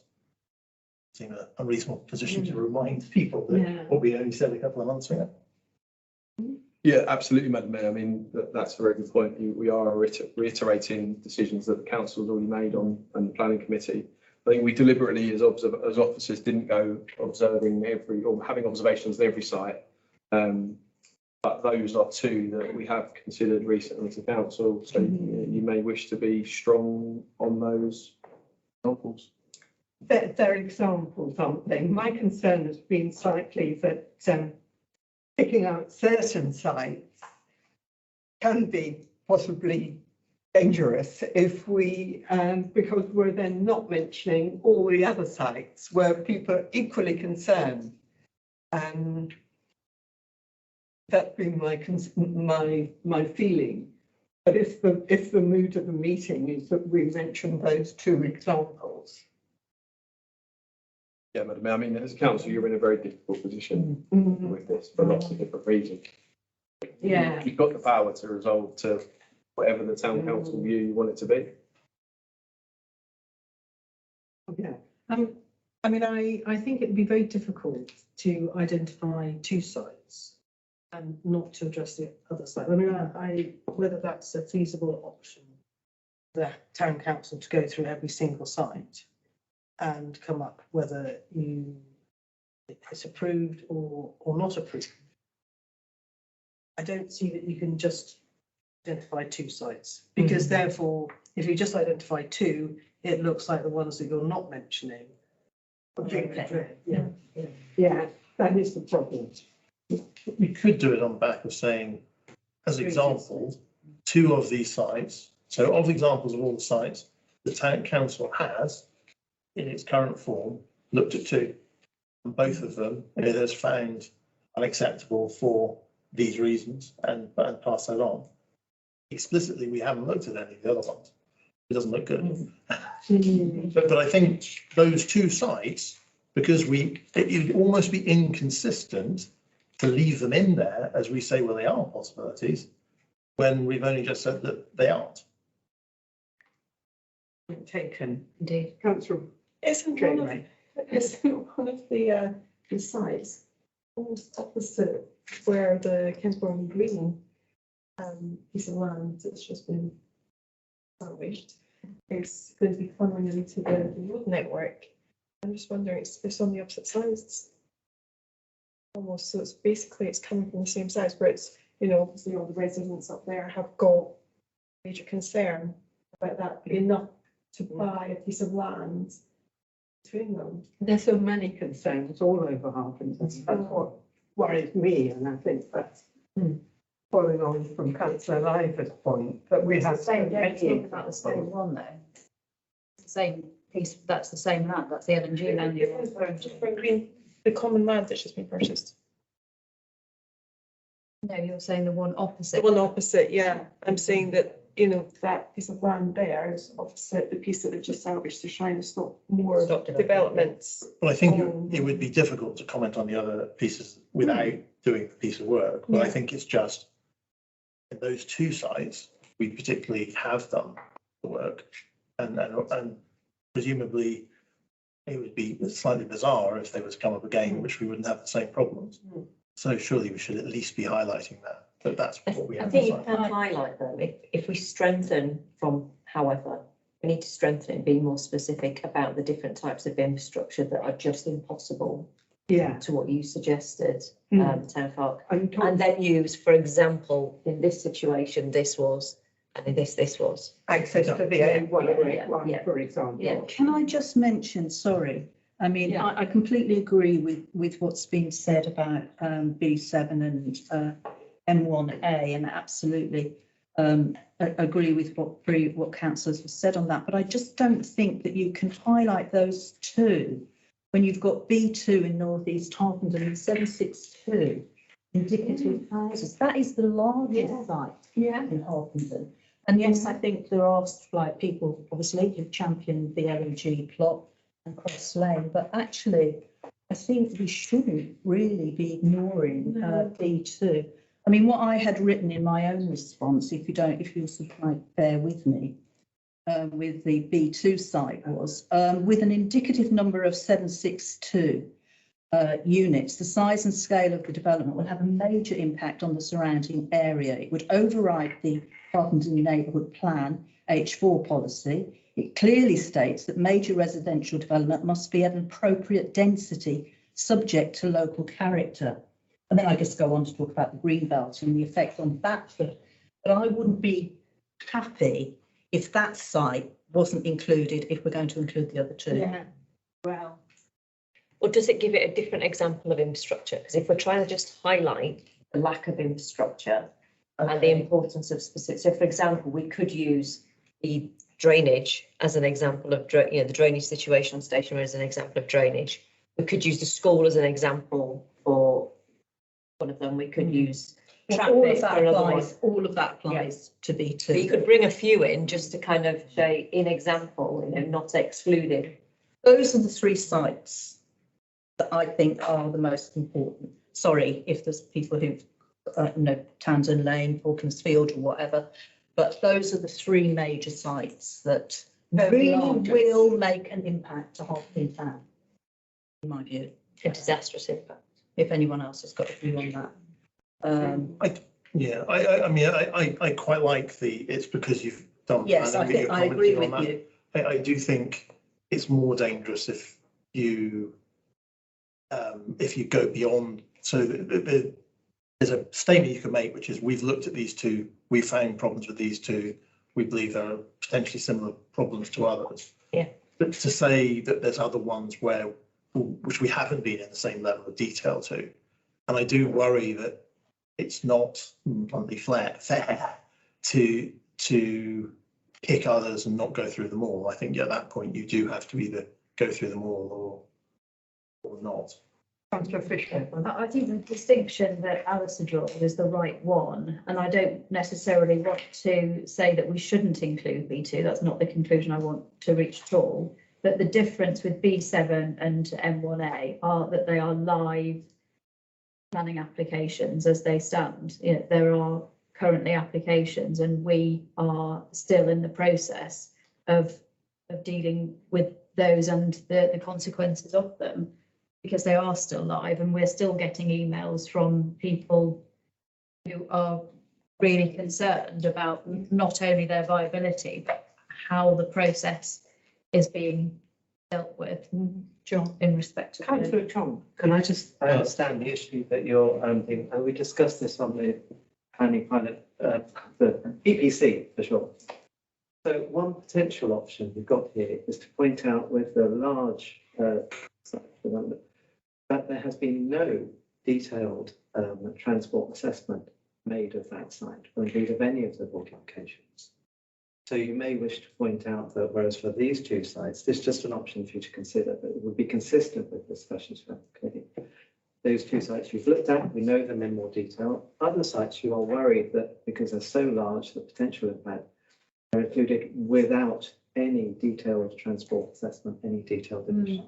Particularly, and of course, that applies to the larger sites, of course, more than the smaller sites. But it's just an option. Thank you. Councillor Tom. Actually, when I'm listening to the discussions, I think one of our key objectives in this consultation is to make some statement that people can buy in our suggestions. So one of the points we mentioned earlier is that how can we strengthen the sentence to make it more, which I think using the words to strengthen, or I should say a more strong word to put up your point is not effective. I think using an example that people can visualize how difficult, how impossible.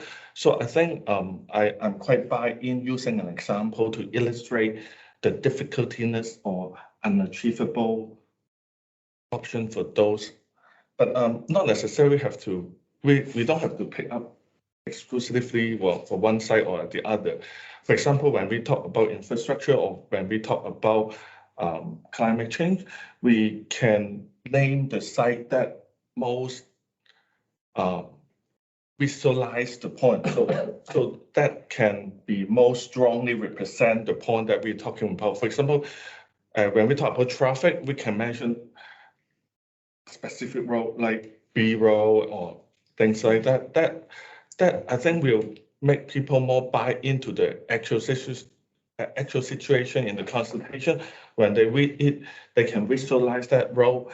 And I'm supposing among all these sites, there are certain roads that is, I think across all the party, just a common sense will think, oh, this road is impossible to access if we build 500 houses over there. So I think my point is more on, we can choose among all the sites, then we can include all the sites. We just have to pick among those sites, which point is most represent, like a matching concept. So if this among that 10 site, this row among that 10 site, we think that is most inaccessible after building the house, we put it under that point. That by that linkage, I think it will support our statement back to the original objective that is more persuasive and more strong in a more practical way. Thank you. Thank you. Dr. Ray again. I mean, I guess the question is whether one's trying to change what their criteria are going forward, or whether, as I think part of the discussion was on those two sites, ask them to be removed now, and i.e. removed as in no chance of being built on them. And I would have thought the only sites that we're in a position to say you can remove now, we should be removed now, are the two that we as a council have looked at for planning and said they're not suitable. So surely it's consistent for us, therefore say, well, we've already refused planning on those, so they should be removed. Well, to be fair, we refused planning for the number of houses that were proposed at the time. I don't think we refused planning for any construction on that site. Well, we don't have the authority to do that. The planning committee is. I think we did, actually. I think we went back and said for those reasons set out in 13.3, we didn't think the site was suitable unless for me, the lane one. But I think we have on those two. And all I'm saying is, it's one thing to say you should remove ones which you've looked at and gone through a process. I think it's a much more difficult, and you lose credibility on those if you don't watch out to say, well, just blanket, we don't like that one, don't like that one, don't like that one. Having gone through a process, that would be different. That we need to go through some sort of process to look at them and evaluate. I'm going to, do I see a hand? Councillor Chong. Well, no, it was only the LNG site, which we considered was for 500 houses. Whereas this is for LNG, it's now down to 350 or something. 293. 293. So I take your point, but it has changed as a result of consultation. Whether that changes this. I'm getting a feeling from round the table that there's quite a lot of support for giving examples, despite concerns I and Councillor Liver have expressed about picking out certain places. Rather than trying to write every word now, can we perhaps, well, I'm not quite sure what to do. So I'm personally, look, I think there's been a lot of very good discussion tonight in a very positive intent. I personally don't have an objection to specifying specific sites. I think there was some good arguments for and against that. I think if we did mention those sites, I think there's a utility in that, as long as we make it clear that this is not the complete set of sites that we object to. It's very much an example and 3 of the most important concerns, but we are concerned about several other sites as well. Perhaps that's a middle ground we could. The fact that the sites are highlighting the issues about which we have. Yes. They are specific examples we can sort of what is bothering us, which is the infrastructure. Well, there you go. Yes. Indeed. Yeah. Well, that's the feeling I'm getting from around the table.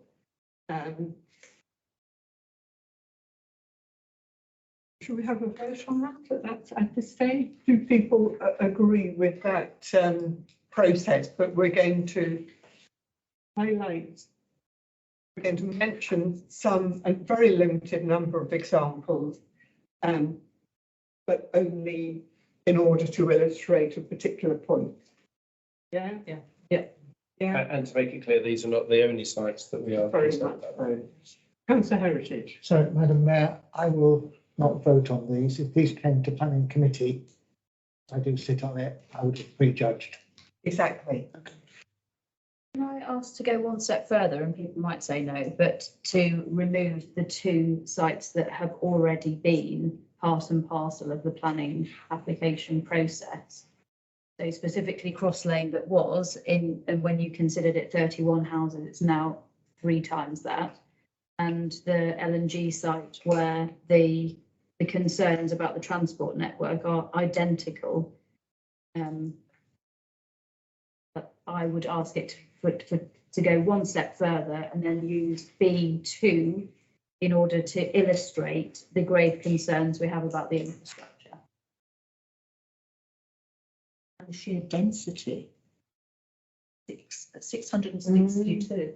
Which obviously projection, you're talking that it has got to be in the region of 2,000 extra people on that side of town, on that lower Luton Road, accessing obviously Catherine Warrington's school, Station Road, access to all the villages.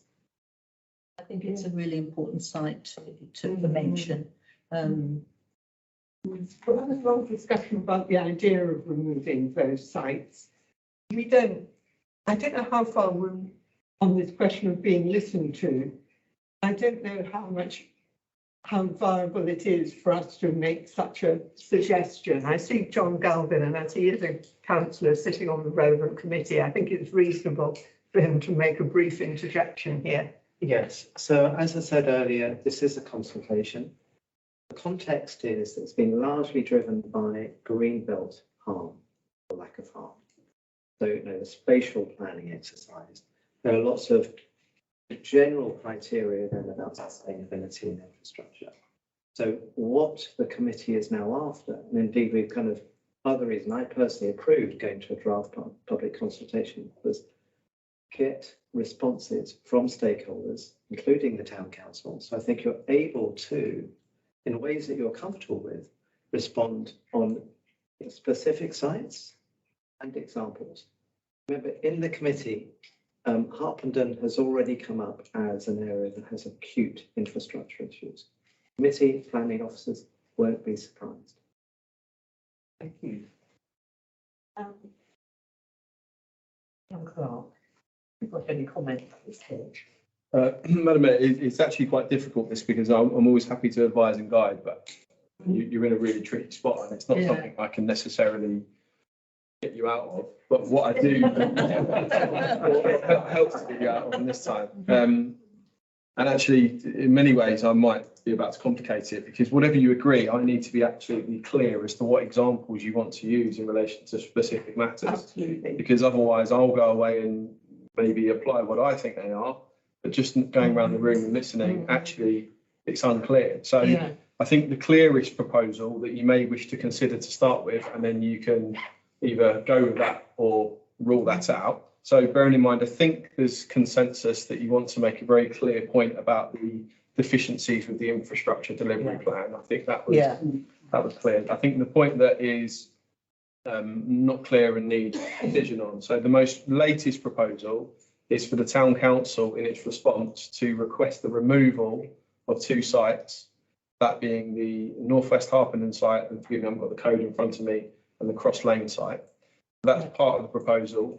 And then secondly, to add into our response reference to B2, the Northeast Harpenden site, as the example where we think that the infrastructure deficiencies are really going to have a significant impact beyond those two sites that the council's already looked at. I think that's the most recent proposal from Councillor Fisher. Councillor Scott's has a proposal as well, which is slightly nuanced to that. I think you might need to deal with that more.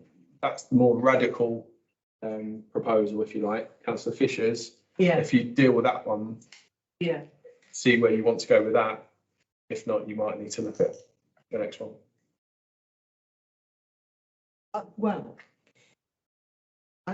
What do people think about that that suggestion that we go with Councillor Fisher's proposal?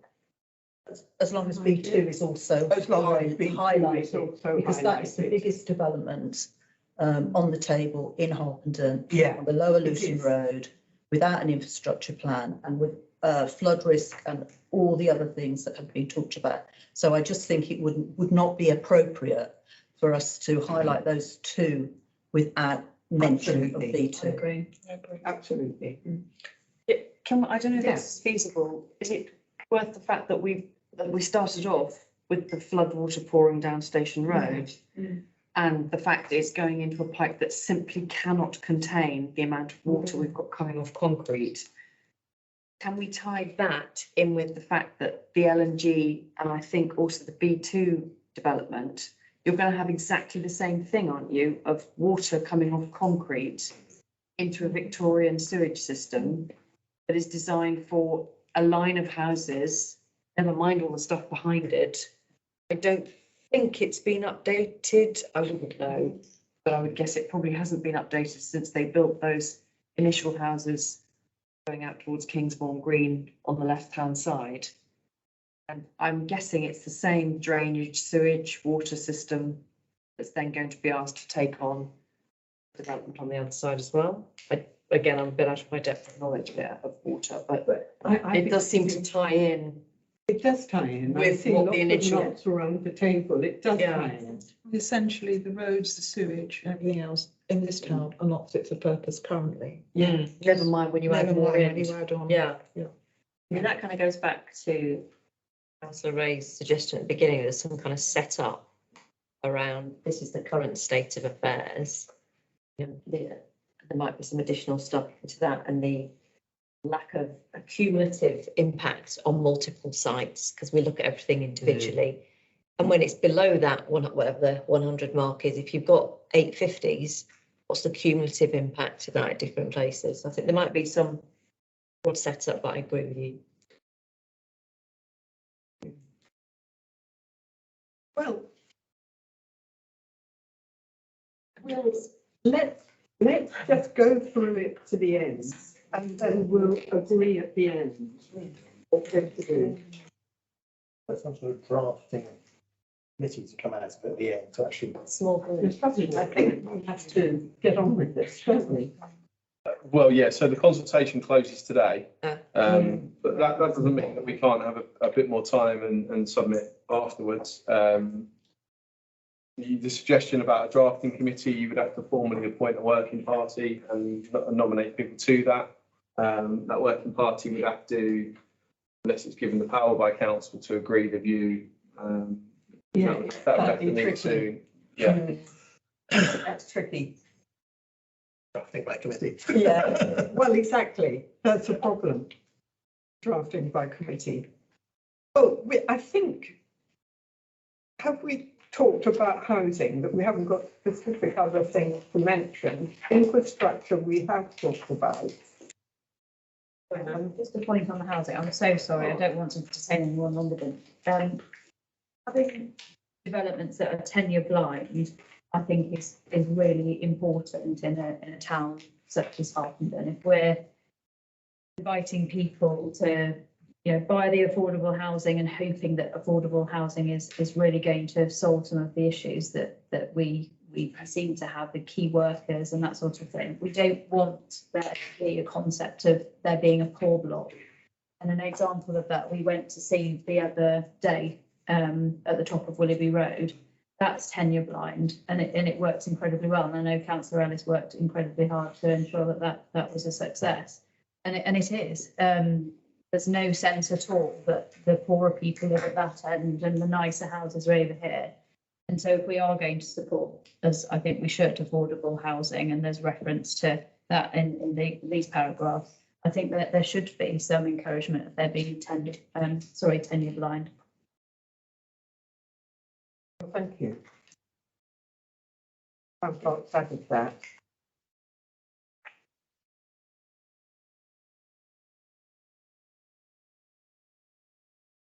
So if we move on past infrastructure, because I think we have talked about that quite thoroughly. The last heading is natural and historic environment.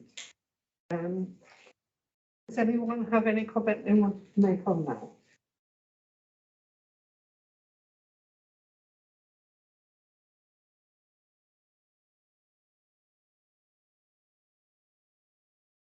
Well, can I propose that we...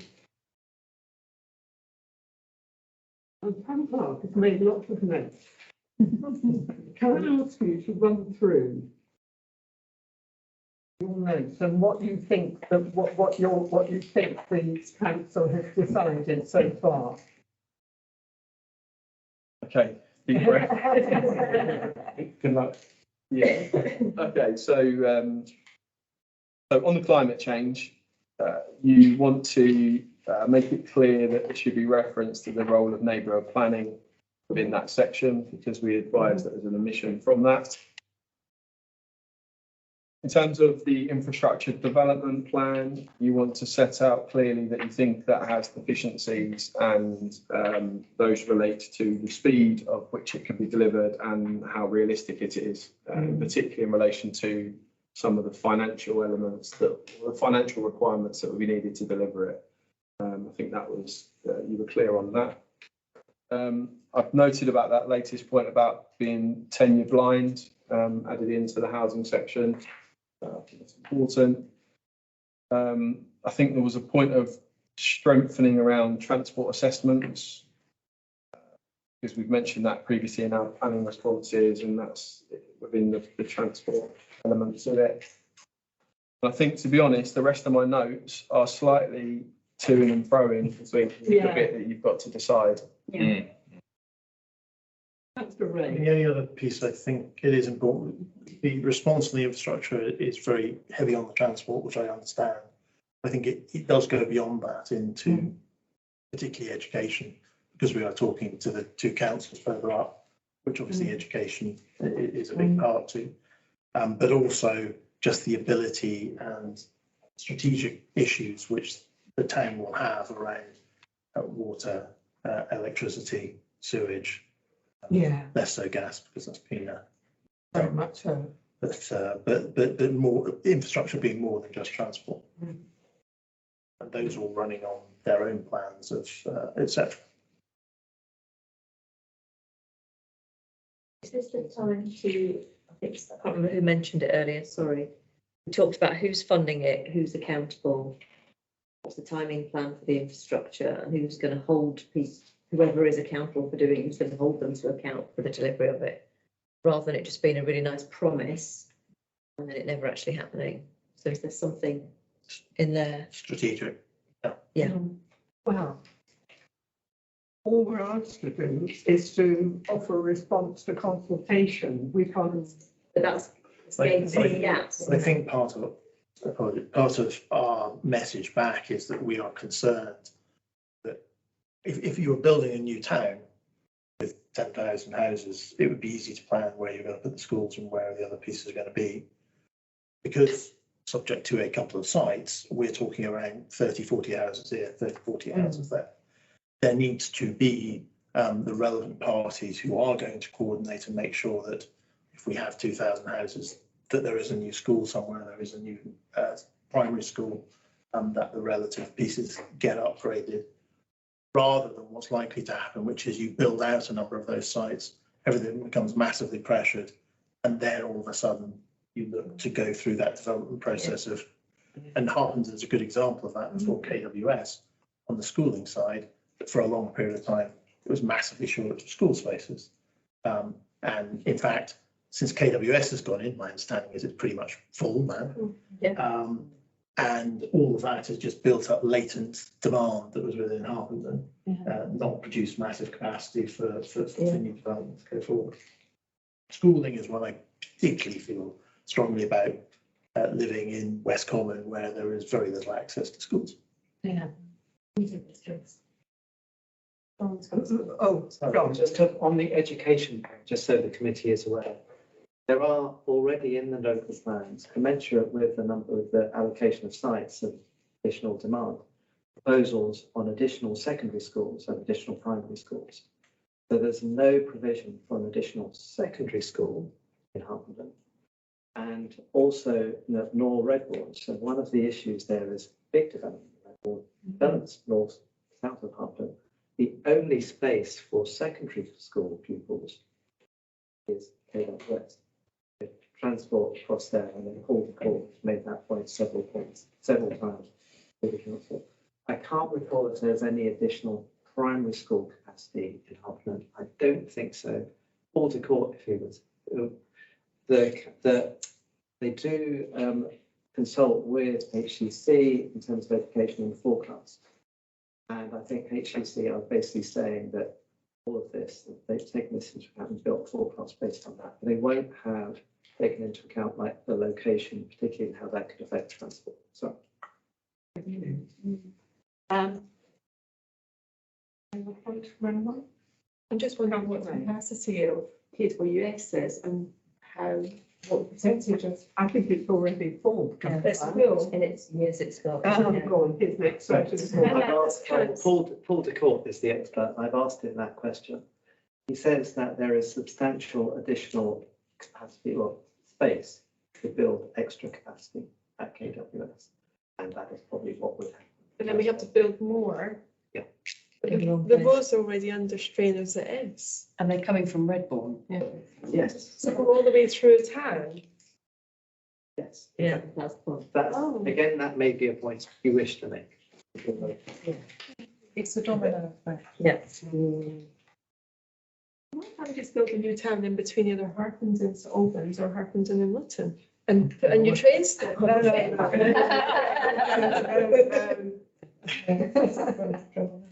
Thank you. What I suggest is that we've got the town clerk's report with amendments, but that we also have a section at the beginning of the report to reflect the council's major concerns and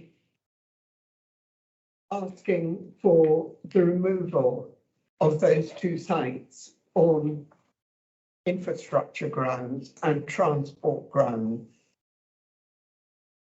Yeah, using it as an But example. saying that these are that, and then giving the example of the North East Harpenden sites. What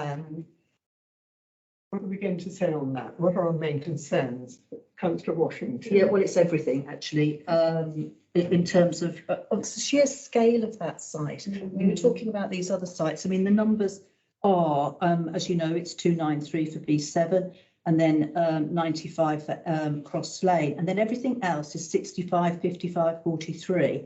The big site is B2, which is over 700 indicative houses on that site. So that has been my point in terms of you put everything else together, it doesn't even add up to that site. So to ignore it, I think would be, you know, not terribly sensible in terms of sort of addressing a lot of those needs. And obviously we talk a lot about the Nicky line and the bridge and the problems with the 1081, but that applies to the Lower Luton Road as well. Well, it does. And actually as an access point, as I said before, you're going to Welling, whether you're going down Station Road, whether you're going to Luton.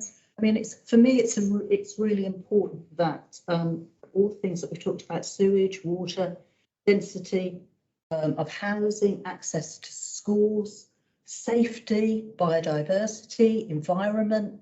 I think all those things are actually relevant to that site. Yes. We need to think how we're going to deal with this. Well, you can put the Harpenden neighbourhood plan deals with it because there are lots of policies that it contradicts in the Harpenden neighbourhood plan. Yeah, I've got a list here. But I think if that ever came up as a separate planning application, because of all of those points that you've mentioned, it couldn't possibly get over the exceptional circumstances or the special circumstances and that housing need could ever overcome the harm that would come as a result of everything that you've just listed there, Councillor Washington. But up till now, we haven't had a planning application in respect of that site. No, At the moment, it's just the release of the green belt, which I appreciate does tip the balance in favour of what developers think that they're able to achieve. I appreciate that. But if it ever did come before you in the planning committee, but for all of those reasons, there would clearly be there would not be the justification to develop on there. Thank you. So we will start the section talking about removing those two sites and saying that these are particularly egregious examples. And I think that's very much the case with Cross Lane. I mean, it's actually, you know, I think one of the most important points about the Cross Lane site is that it actually sits in green belts. It's surrounded by the common, the golf course, the Banville Cricket Club, it's single track roads. I mean, I'm just amazed that it's actually in the plan. Yeah. Do we know who the owners are and who proposed the site in the first place? Yeah, we did. Farmer's son.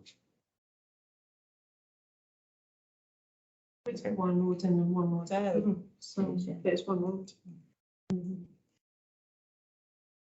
So we give, and we say that these sites we're removing, but because they're particularly egregious examples, and say what the points are, and that we also refer the example of the North East Harpenden sites, and say this is, and we say that these three examples. I mean, I think you can say, because of what we've, councillor Ray said and councillor Fisher, about these plans having come before committees before and been considered before. Yeah. We could sort of like, point A being request the removal of these two sites from the draft local plan, and then point B, bring attention to the vast, densely populated site, B2, and all the other reasons that I sort of referred to before. Yeah. We could do it that way. Yeah, do it that way. Yeah. Well, and then move into the body of the report with a lot of the wording that the town clerk has given us and that we have in front of us, but with strengthening the language at some points that we have already given him. Is that clear? Yeah, I think that's a proposal by the Met. You want to put that to a vote? Well, I'm not comfortable with the concept of removing these sites at this stage.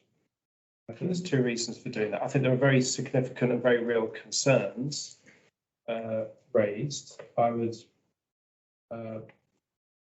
also raise the more macro point that we do have a housing crisis in this country. And as the parent of 3 teenage children, I feel very strongly on this general point. And the more sites we take out, the more pressure we put on the remaining sites. And I think it's one thing to say that we have concerns about infrastructure, about the sites, and 550 houses is too many. I would probably agree with that point. I think it's another thing to say that we cannot, under any circumstances, under any investment conditions, ever agree to any construction on that site. I don't agree with that statement. Certainly at this stage, where it's the stage one of the proposal, I think we have a chance to raise our concerns, perhaps impose state some conditions and requirements of satisfaction, and then see what happens at the next stage. And possibly at the next stage, if we haven't received a satisfactory response from the St Albans District Council, then we can take what I think is a very significant and very meaningful step, because I don't think these things can come back onto the list if they're removed. Then we can take a further step. But I think it's too much of an escalation at this stage to say we have concerns, take them off the list completely. I think there's a middle ground where we can state concerns and requirements. I think will be proportionate at this stage. And perhaps note things like the inconsistencies where 2 areas have already been refused. And we're somewhat. Well, I think refused planning, and I may have got my facts wrong, but my point would be it's one thing to refuse planning for 550 homes. It would be another thing to refuse planning for 100 or 95. I think those are 2 completely different propositions. Can I just start with councillor Lyne first?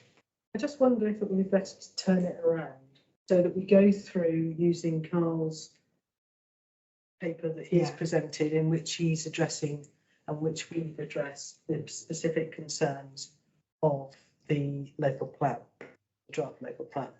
At that point, we then directly give the examples of 2 recent planning applications that have come before the district council, and highlighting in what way they don't meet the criteria that's done in that.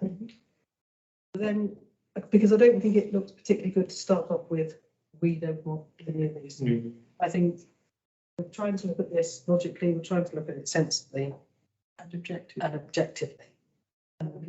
If we start off by saying what we don't want, I just think it looks like Shuts the conversation down. Yeah. I think councillor Scott's point is very valid, of that by taking these 3 sites off. Well, I don't think you can take B2 off. Yeah, you then take, you then put even more pressure. We've got to have some sites go through.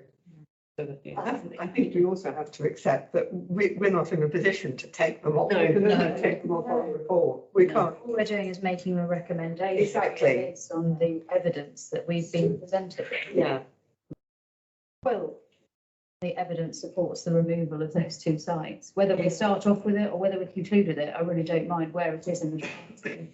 But there are 28 sites in Harpenden, and I think removing two that cannot be justified on safety grounds, and there's evidence to support that statement. And there's no evidence to satisfy the residents that I have spoken to who do also have teenage children, because I was speaking to them whilst they were with their teenage children, do not support the development on that site. I was going to say, there might be a way to wrap everything up, but I think not, starting with Park's paper makes sense, and using the examples to highlight the points we want to make around schools or roads or sewage. Actually, we don't need to ask if anyone's taken anything off the table, because essentially what we then summarise with is, if you look at some of the sites, they are totally against all the requirements we're making, for the plan. So actually, it speaks for itself. We're not actually putting in a request to take it off. The fact that it doesn't meet any of the criteria speaks for itself. Our constituents are asking for those two to be removed. I haven't had an email about any other sites other than those two to be removed. So my point is, we don't not aggravate anything. You don't need to say, please remove these. But the man is here who's drafting it. Are you aggravated by that suggestion? We're after your feedback. Yeah, I think particularly the cross lane one, which I don't think is solvable because one has. The reasons for it to fail are equally true. It's been turned, the fact it was turned down by us 2-3 weeks ago at 31 houses, the proposal now at 95, doesn't speak well to it, I don't think. I think unless accepting that it's not within our control, but putting forward the message that actually to make the plan successful, you do need to get down to a number of real sites, which you can then put the time, the effort and the money into properly working out whether they can be done and how they can be done, and dropping some of the, frankly, away, as I see it anyway, cross lane, a bit of a waste of time for council resources to look at. Seems to be eminently sensible. I do think it's a really, really strong message to say we have looked at this in detail as a proposal, as a council, and we said no. And we can do that in a non-aggressive way by just reminding them, because they may well not have known when they came out. State the fact that we've considered a proposal for 31, and that's been rejected. And this is now 95. And so we still question why there's still appearing Yeah. on the list. You can just put it that We way. have the legitimacy from the previous decision.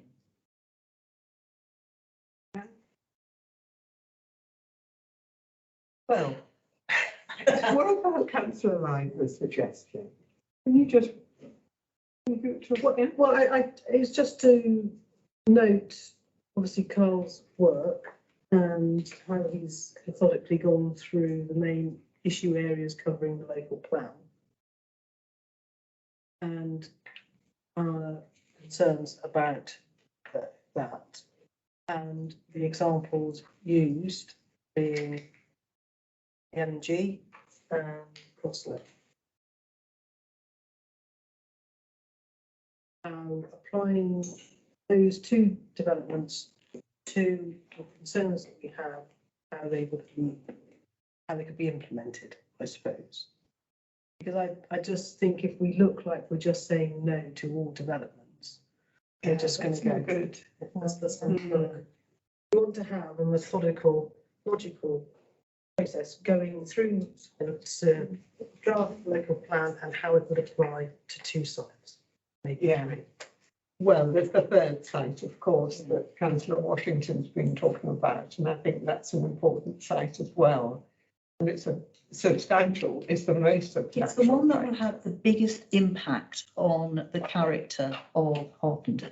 Yeah. Obviously that number could alter, but where it is and the green belt and access to that road, obviously the LNG and Cross Lane apply as well. But it's just the sheer density and the size of that site. 800 is what is the figure that's been put forward. Yeah, that's a sizable site compared to a lot of the other sites. have been put forward. Well, I think we need to have a proposal and we need to move on.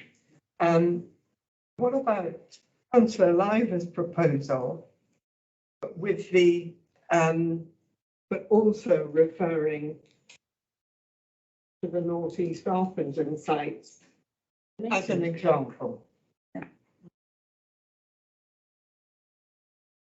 How, are we ready to take a vote on this? Can I ask, when would be the next opportunity to discuss specific sites? When is that going to come up? Because Regulation 18 closes tomorrow. They don't listen to us anyway. And so when are we actually going to be heard again? When's the next meeting where we're going to be able to discuss the site? Councillor Galvin. Yes, so sorry, this was the point I was added slightly, but there is also, this is section 18 conservation, and Carl, you may know this better than me, so if I get a thing on with this.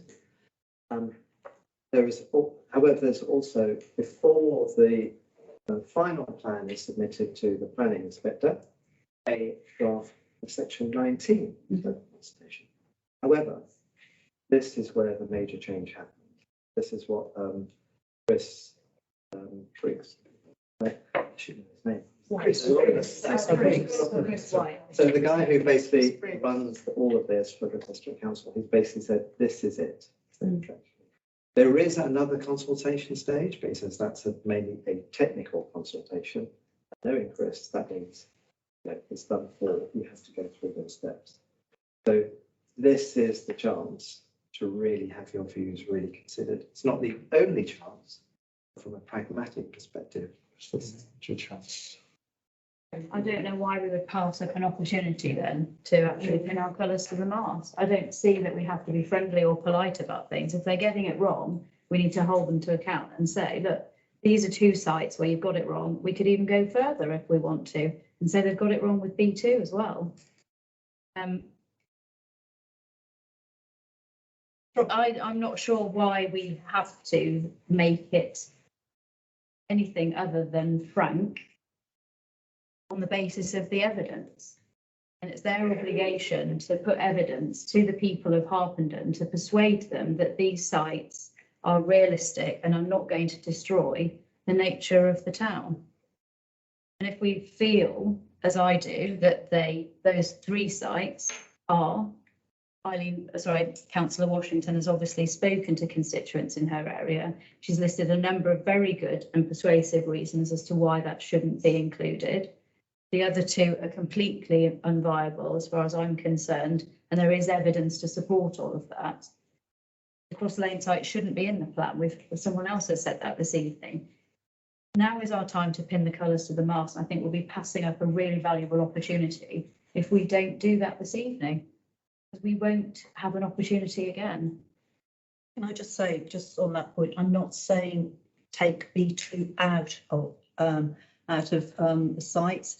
I think the sheer, the reason that it's in is because it's so, it gives lots of numbers. So it helps with the figures. So obviously there are lots of reasons that I've cited why I feel a site of nearly 800 indicative units isn't appropriate.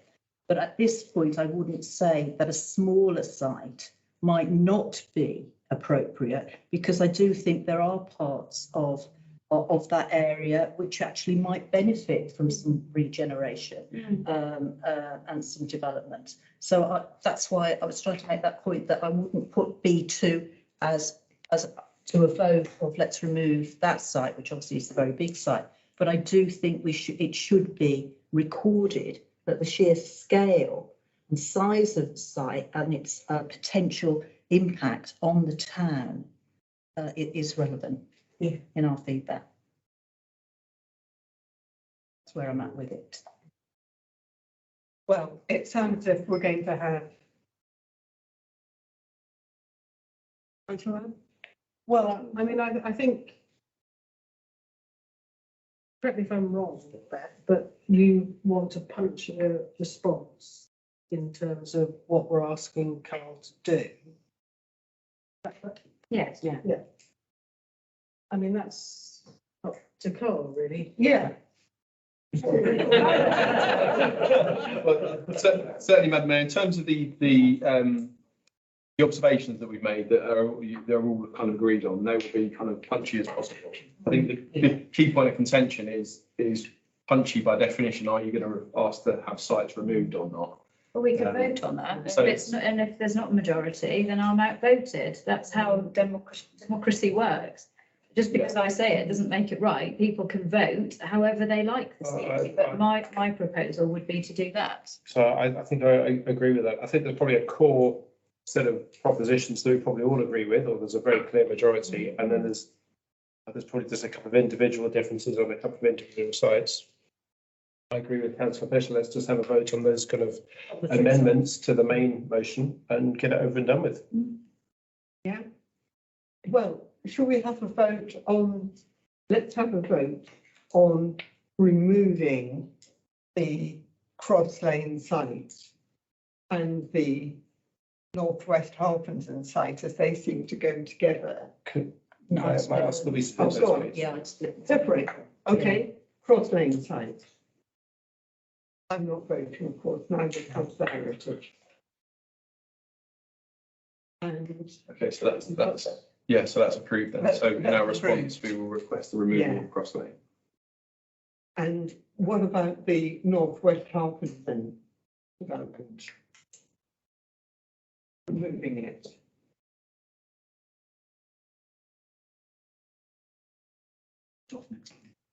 Seven in favour. And against?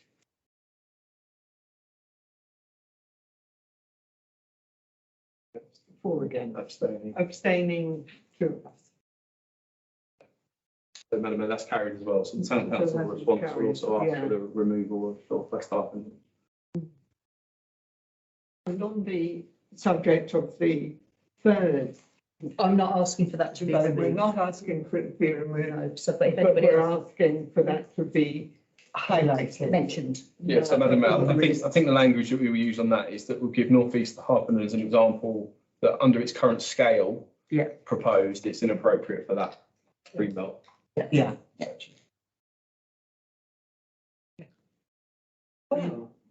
And otherwise, On that bit. Yeah. do you have a vote on that? In favour? So this is in favour of our response saying that the North East Harpenden development as currently set out is too large in scale and inappropriate for that area of Greenbelt. So those in favour? Carried, isn't it? Thank you. Well, I think we're there then. And we've got, otherwise the report will have points amplified, made more punchy. Thank you very much, everyone. And right, but punchy. Yeah. Oh, yeah.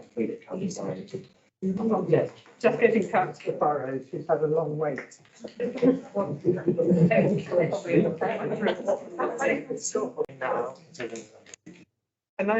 what I'm proposing is that given the pressure of time, we take all these minutes together and agree them.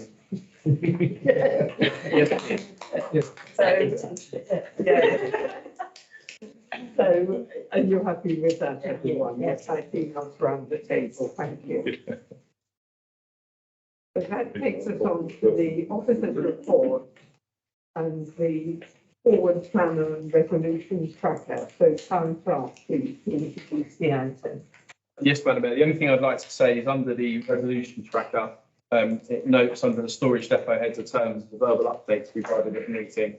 I've only given that slightly earlier on in relation to the pavilion item.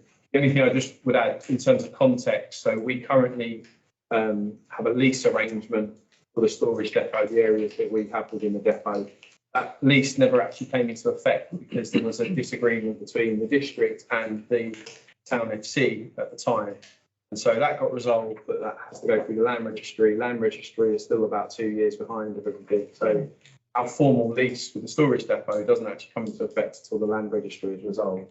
Having said that, the other discussions that we were having and what we would like to do, there may come a point where that lease actually doesn't need to come into place anyway. So that's the verbal update, Madam Mayor. Nothing else to add. Thank you. Thank you. So,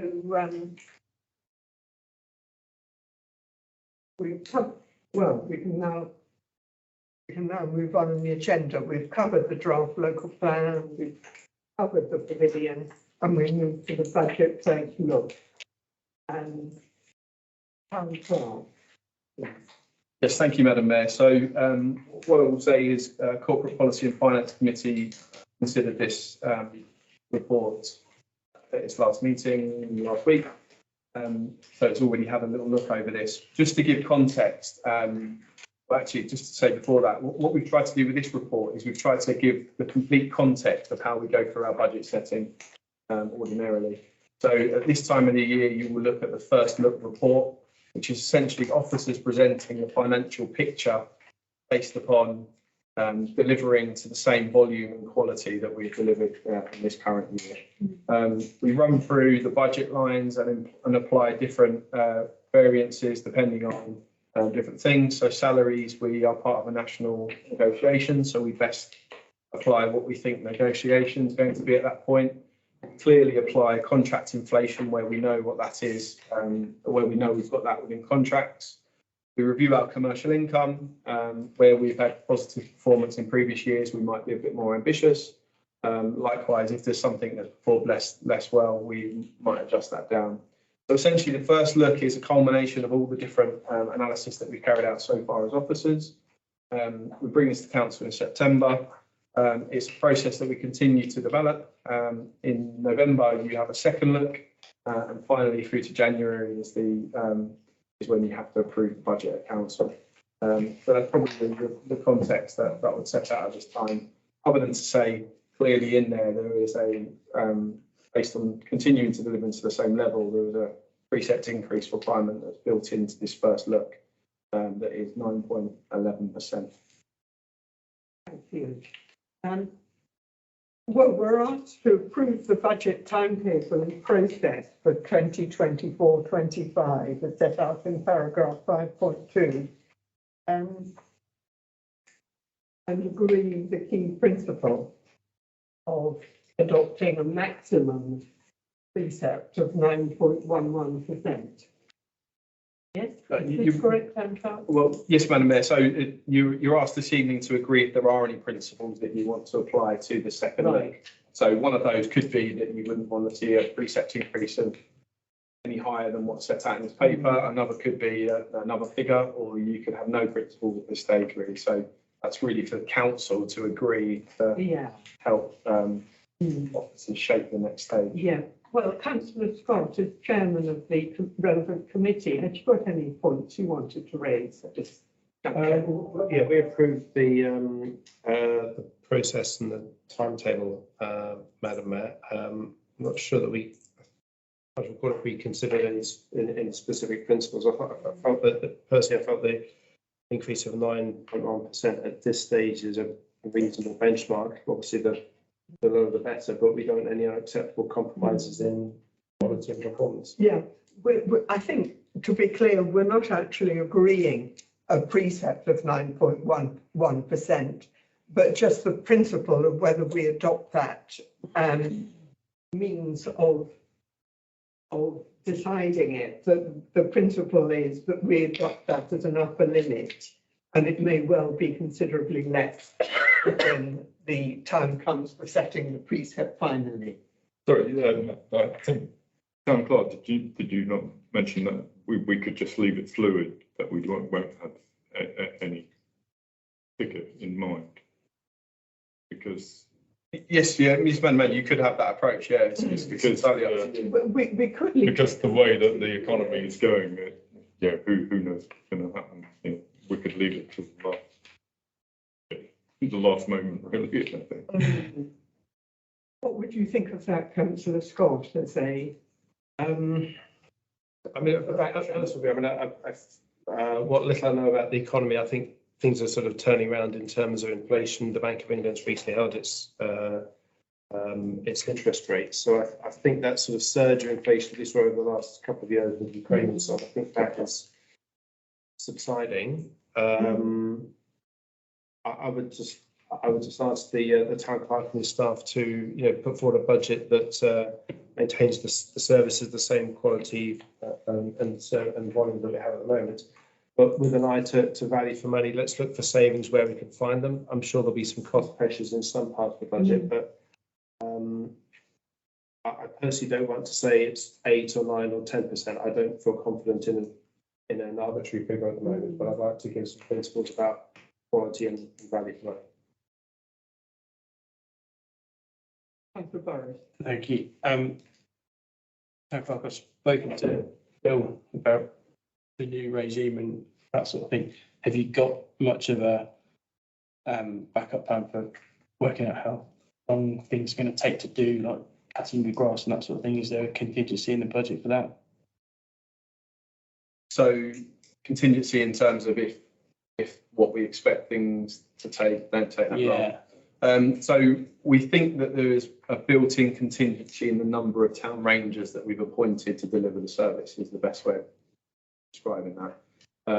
We've gone for a really kind of detailed approach to analysing the tasks that we need to do and what resources that requires.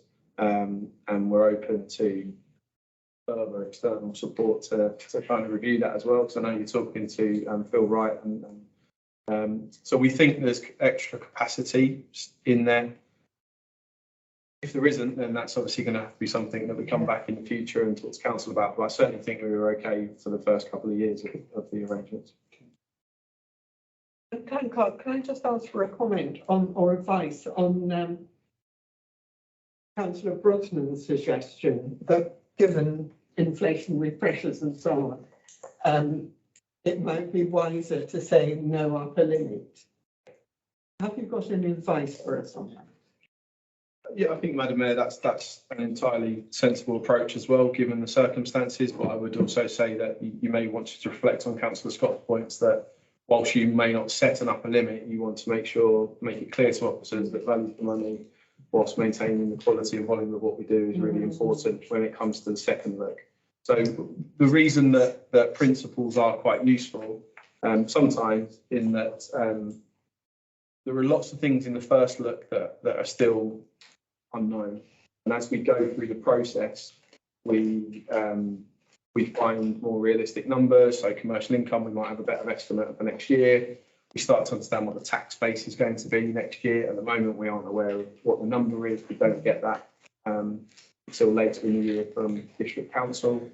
So principles, principles in this instance, you don't necessarily have to agree on upper limit. We will just bring back what the next look is based on the principles that the qualitative principles.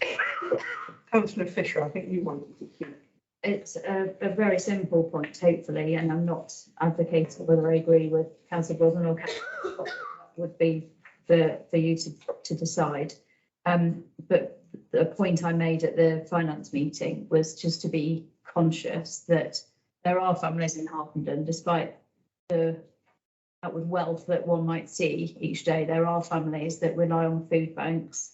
There are families, as some of us know, would seek legal advice from the CAB for the debts that they are incurring. Families are struggling. And so I think when looking at that figure, we do need to keep all of the residents of Harpenden in mind and not just those that would be content, whatever that figure was. So yes, retaining the quality and the service that people expect in Harpenden, but also keeping an eye on the families that might not be quite so comfortable.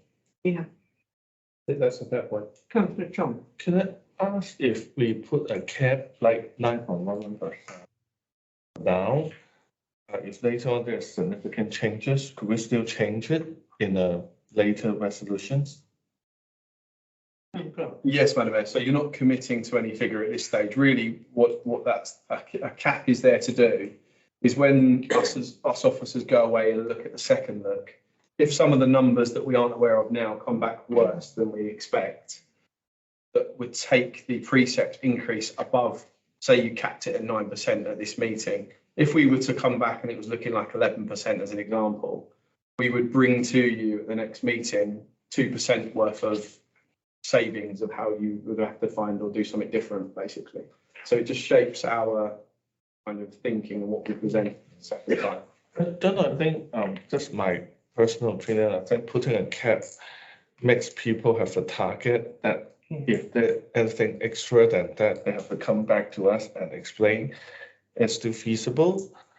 I think it's no harm. Otherwise, there's no point of a budget.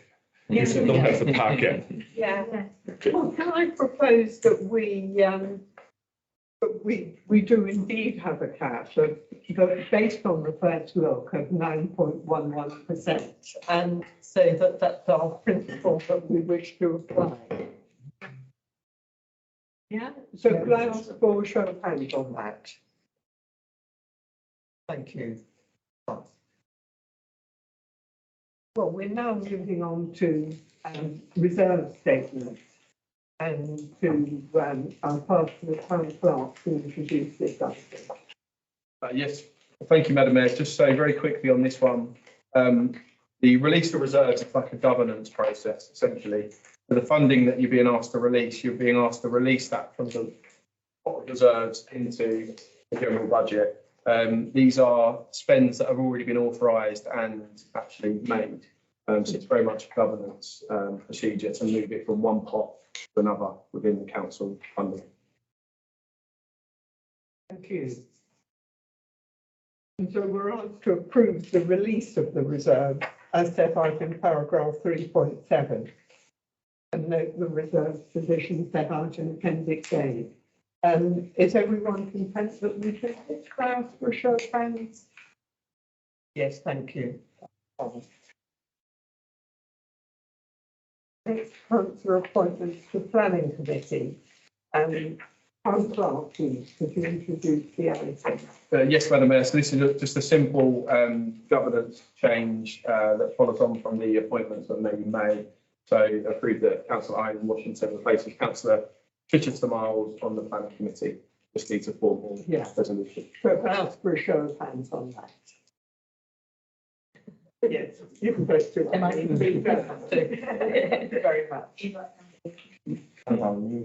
And then to the merit awards process, and town clerk, please, could you introduce the item? Yes, thank you, Madam Mayor. So we have a merit awards process here at the Town Council.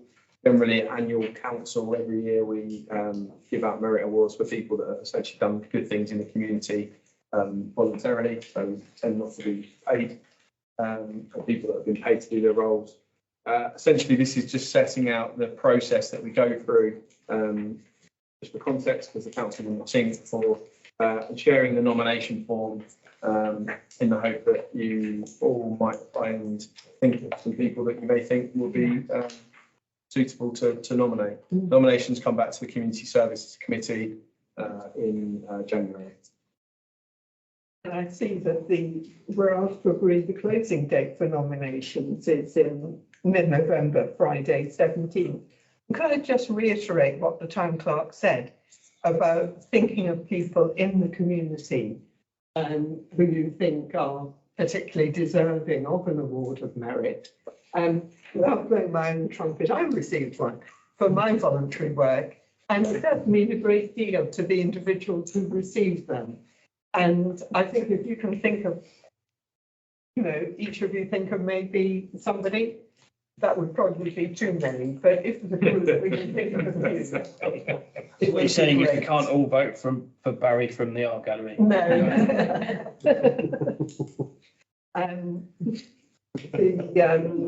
The criteria are given here, but just have a think about it. And I believe this is handled by the Community Services Committee. Will receive any nominations submitted. Right. So thank you. We just have to note and agree the closing date. So is everyone happy with that? Yes, thank you. It's now exempt business. And so in view of the confidential nature of the following items, which relate to the business matters of others, we haven't actually got anyone. Still need to make a resolution. Which relate to the business matters of other individuals and organisations, the public and accredited representatives of the press, will be excluded while they are discussed. This is in accordance with the Public Body (Admission to Meetings Act 1960 as amended by the Local Government Act 1972.